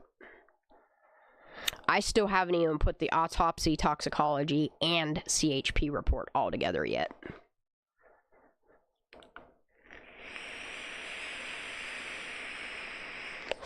Maybe I'll do that after this if it'll let me. What do you think? You think it's time to add the CHP report with the autopsy and toxicology?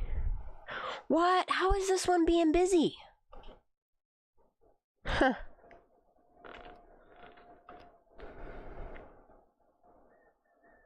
How is it being busy, bro?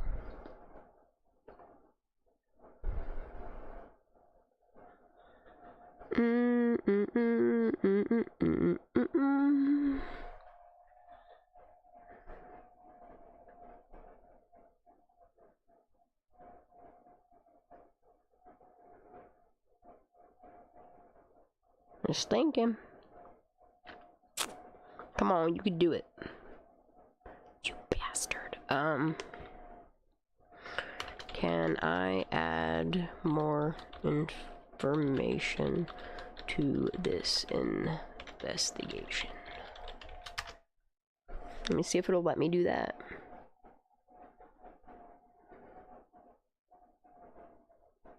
Come on, come on, come on.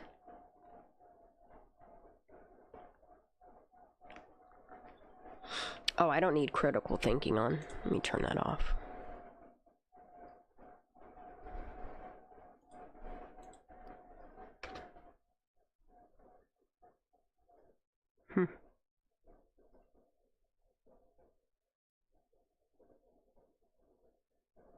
Server busy. Let's try it without DeepSeek on.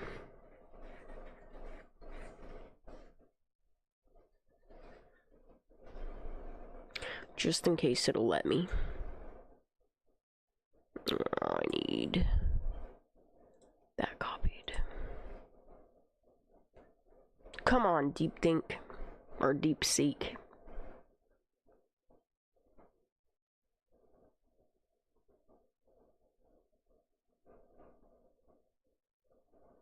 And that's what I like about this DeepSeek is it's very unbiased critical thinking. It's important. Oh, yes, it does, because if you go to the top here, it points out the discrepancy. Here, I'll just show you real quick. Oh my goodness. Oh no, it sees it. It sees it. It's just in that critical thinking. I don't know why it's changed. It does understand it was because it points out. Where the hell's it at? Hold on. Okay, here it is. So, the delayed MAIT involvement. The report states that the MAIT was notified on August 22nd by CHP Valley Division Assistant Chief J. Ellers, page 1. However, the Honda was recovered on August 21st, and the MAIT team was already retrieving the airbag control module and conducting a mechanical inspection on August 23rd. So, like, it does understand. And it even points out the discrepancy. And, like, if they knew that this happened on August 6th, if a police report was filed and she was missing, and if MAIT went there on the 9th to start their aerial, which they started before that, if on the 9th they made note of tire tracks, why they didn't investigate those tire tracks, example, taking closer pictures, doing concrete pours, or whatever they call it. Yeah, like this, go back to the beginning of this live tonight when you go to lay down and just listen to it while you doze off, because holy moly, I really wish this would give me...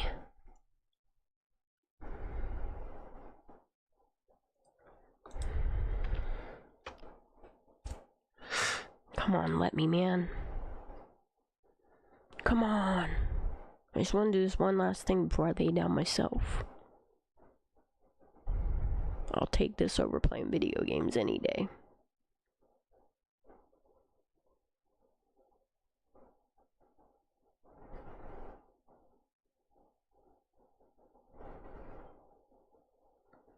Oh my. Because I have so many tabs opened.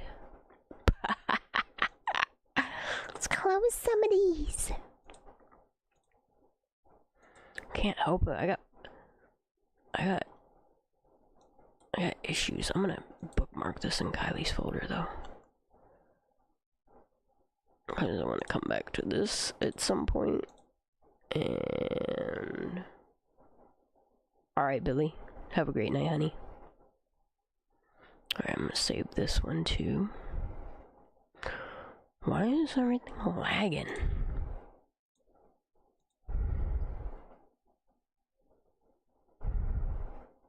Oh, I want Bureau of Land Management as well. Yes, please. Come on, you could do it. I want to add the CHP report to this freaking coroner and toxicology. Ask it why some had reported the EDR as responsive yet. It points that out. It points the discrepancy out between the errors and the actual, the means at which they use to dry. Like, it points out that they used no techniques to actually dry it out. Like, it's crazy what it says at the very beginning. Man, I really want this to work. Like, I really want this. I want to add this to it. I might just copy and try to keep pasting it in there. I'm just afraid if I don't ask it if I can add more information, that it's gonna mess this. I mean, I could always go back through and put the information back in, but I don't want to have to do all that. Absolutely, yes, please and thank you. All right, let's do it. All right, copied. I'll eventually get more witness statements. Look, I can't tell you the discrepancy in Sammy Smith's statement in her timeline. I can't help you. I can't give that. Oh, see, look, it's asking for vehicle condition and evidence. Here it is. Okay, cool. All right. Damn, it's asking me for all kinds of shit.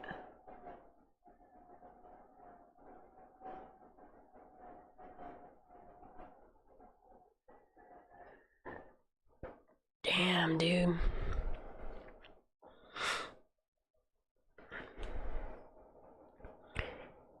Damn, dude. Wow. All right. All right, let's get this in here. Oh my god, please let me add this. Time flies when we're having a great chat. We've extended the length limit. No! No! What? What? Alright, let me see if I can deep think it. No! Maybe it's because this is so long. Maybe I'll put two parts in the 2 parts. Damn it.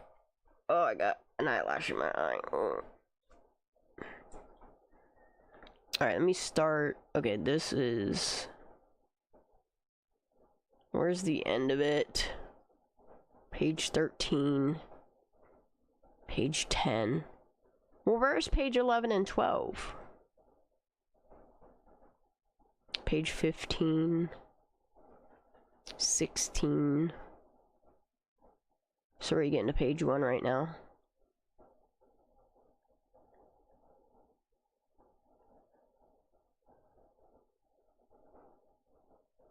Page 17. Oh man. Page 18. Holy crap. Page 19. How many pages is to this bitch? 22, 23, 24, 28, bastard, 30.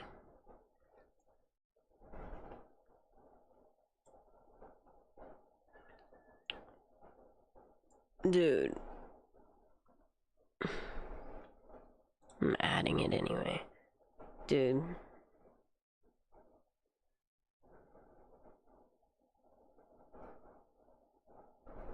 We've exceeded the length limit for deep thinking. Well, let me take that shit off then. See, it let me put this in here.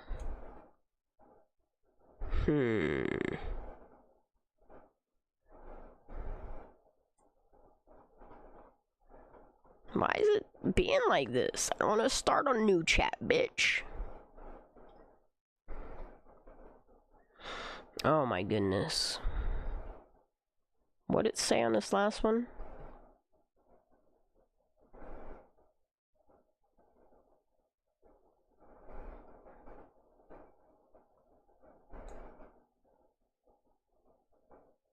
You bastard. Right here. It's telling me to put more information in here. And then somehow it's magically...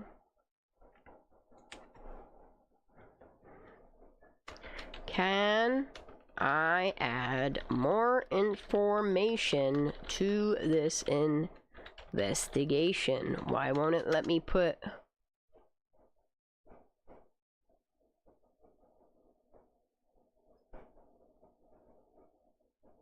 Can I delete some of these out of here?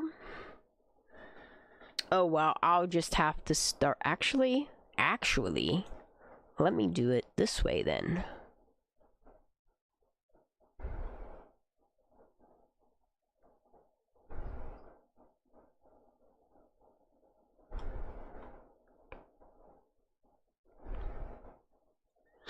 Okay, let me add all of this to over here. Fuck it, dude.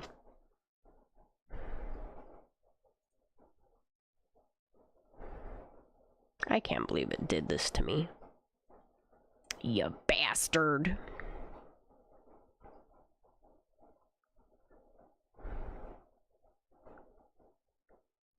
Okay, let me copy this. There's the spreadsheet for the timeline. I wonder if it's thinking or if it's...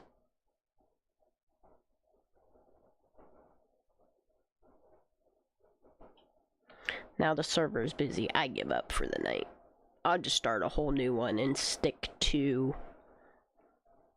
How come... Hold on, let me see some... Oh. What did it say to me?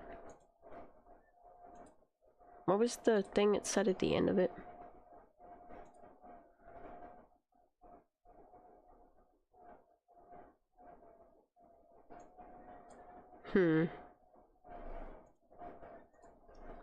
DeepSeek length limit. This shit's bright.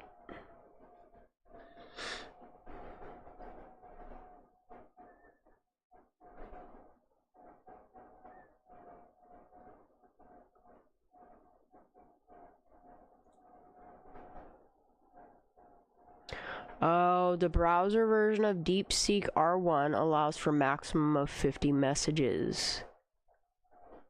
The API version has no such limitations.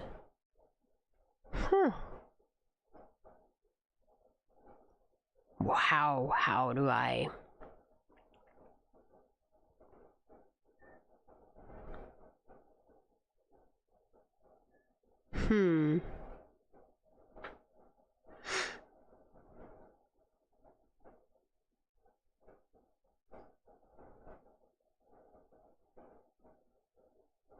This video shows you how to easily change DeepSeek model context length easily locally for a llama. What? I don't even know what the hell this shit's talking about.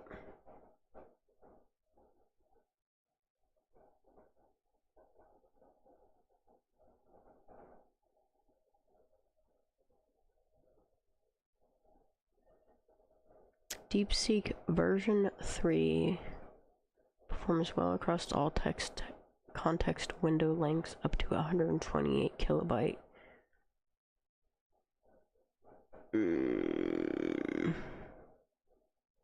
Well, how do I get version 3? Because I don't see no version.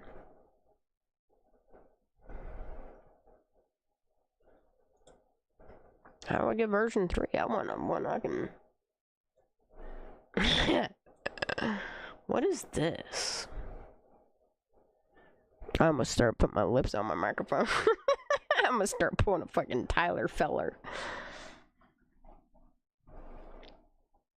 What is this? The DeepSeek chat model has been upgraded. Yeah, I want to play with that. I want to play with DeepSeek version 3. COT means chain of thought, is a reasoning content. Okay. Okay. How do I do that?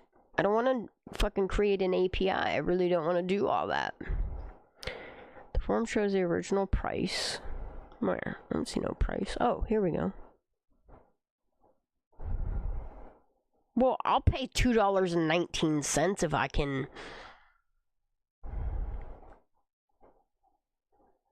Well, how do... Yeah, right here. Introducing DeepSeek version 3. 60 tokens, seconds, 3 times faster than version... Yeah, okay, whoa. Yeah, how do I get it? Where do I get it at? Yeah. I want this. Version 3. Yeah, give me that shit. Where do I get it? Model.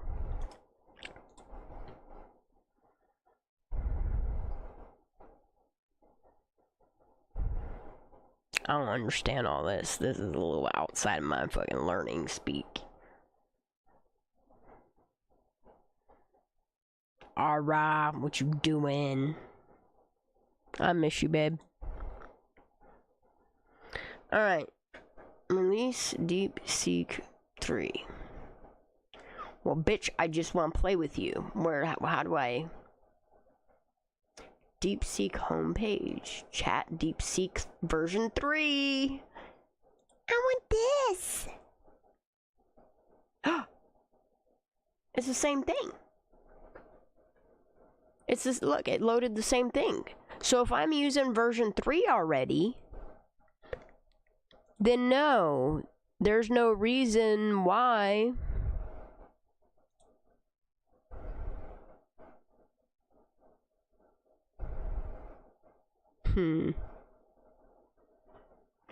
Well, what if I put this in piece by piece then? Fuck it. Let's try that. Man, I'm getting a toothache. It sucks. I hate when I get a toothache from talking too much.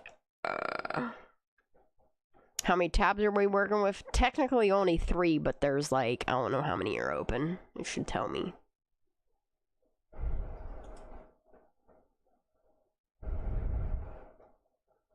It doesn't tell me how many tabs I have open. It should, but it does not. It's not like Chrome. It doesn't tell me how many tabs I have. Let me see if I minimize it, if it'll tell me how many. Nope, doesn't tell on me. I don't know how many tabs I have open right now. A lot.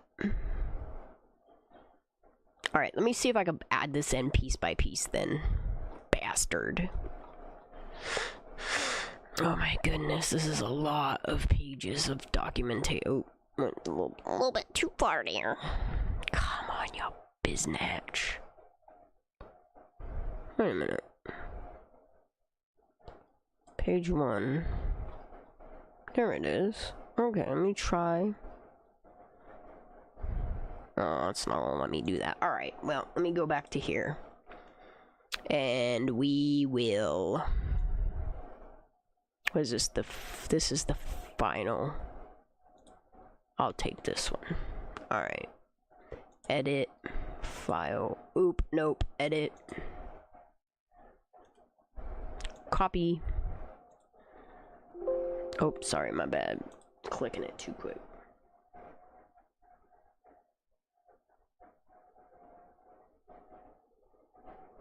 We're always working with a bunch of tabs. Alright, let me see if it'll let me add that in.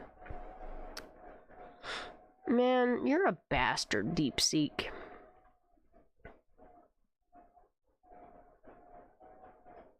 Alright, so here's what I'm gonna do. This is fucking hilarious. New chat.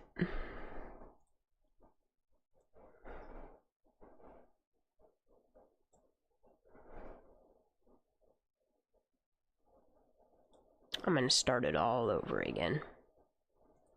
New chat.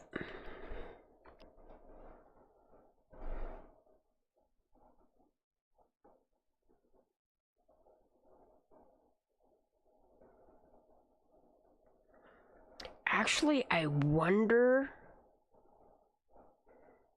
Yeah, that's not a bad idea. I think I'm gonna try to copy pasta my whole... Maybe I can copy pasta the whole fucking chat. Since I can throw 100 megabits of data at it, or 100 million. You fuck! Always busy. I just don't think it wants us to get to the bottom of things, you know. Right? It's fucking China for you. It's like a fucking McDonald's milkshake machine. Or ice cream machine. Oh no, I don't eat at McDonald's. Once a year I allow myself to have a Big Mac, and then it reminds me of why I don't eat at fucking McDonald's. Fucking eat there, and then 10 minutes afterwards for the next 2 days I'm shitting my guts out because of fucking McDonald's. Ugh.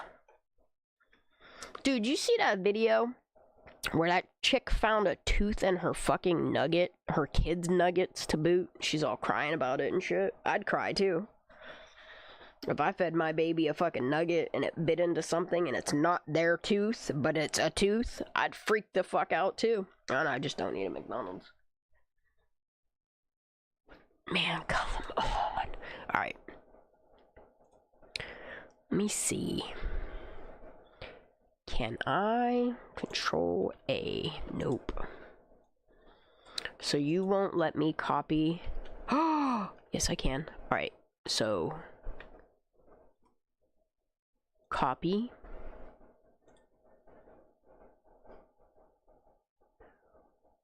New WordPad. Hold on a second here. We might be on to something.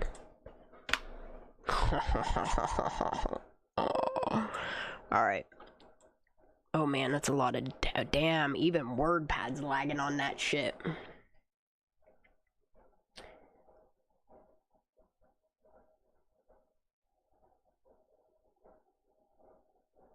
Is that the one where there's like actual movement of larvae and shit in them and fucking the hair fibers and shit, like the fibers of like the blue fibers, the red fibers, metals?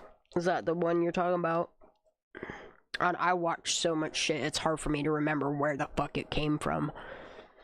Alright, let's...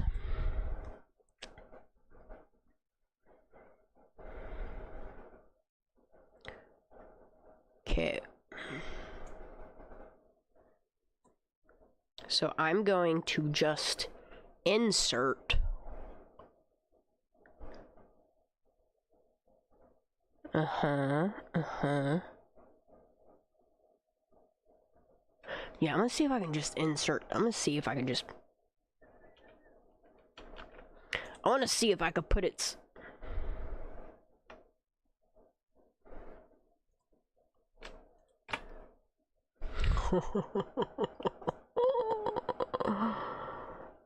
Let's see. Dude, if I can mash this all in one thingy. See, now this one's saying time flies when... This is a new chat.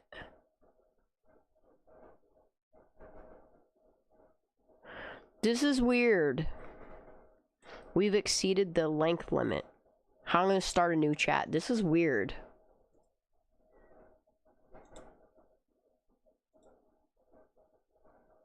That's weird, right? Yeah, that's the one that I watched that has like the fibers and weird shit in it, yeah. Under the microscope and shit. Let me see if I can find a video of this chick crying about her nuggets and her kid. Hold on a second. Let me go check my liked videos real quick.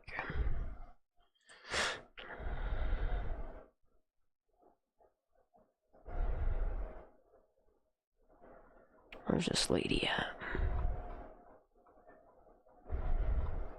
This one right here.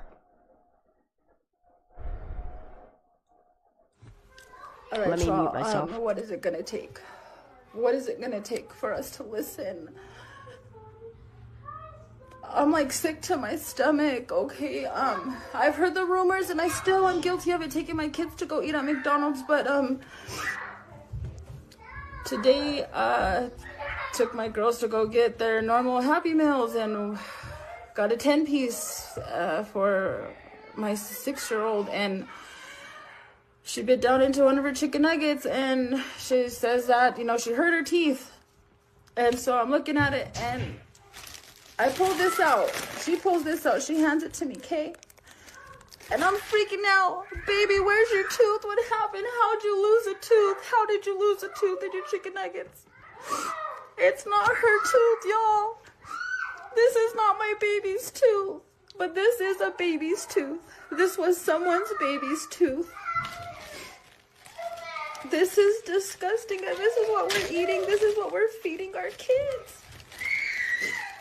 This is a human tooth. This is a baby tooth, and I say baby no more than 6 years old.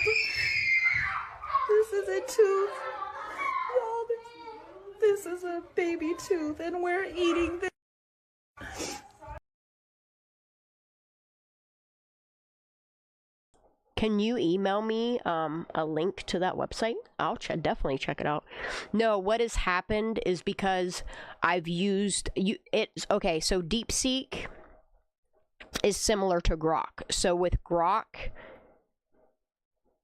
it only allows you to put 200 things into it. So say you ask for 100 images and you talk to it 100 times. Once you meet that 200 streak, it cuts you off from talking to it.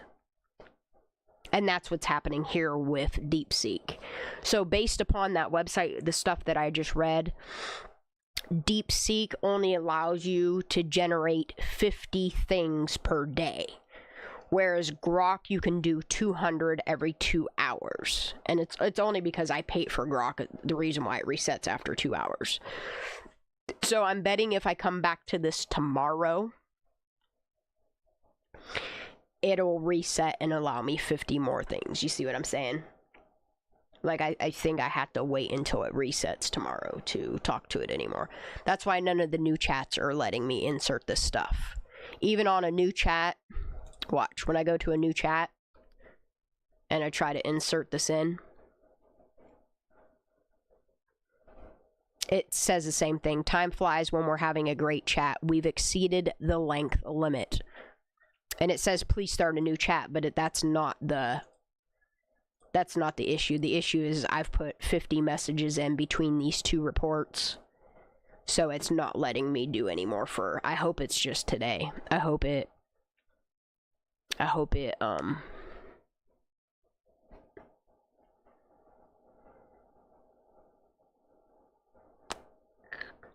I think they go into more than that. They go into vaccines. They go into all kinds of shit.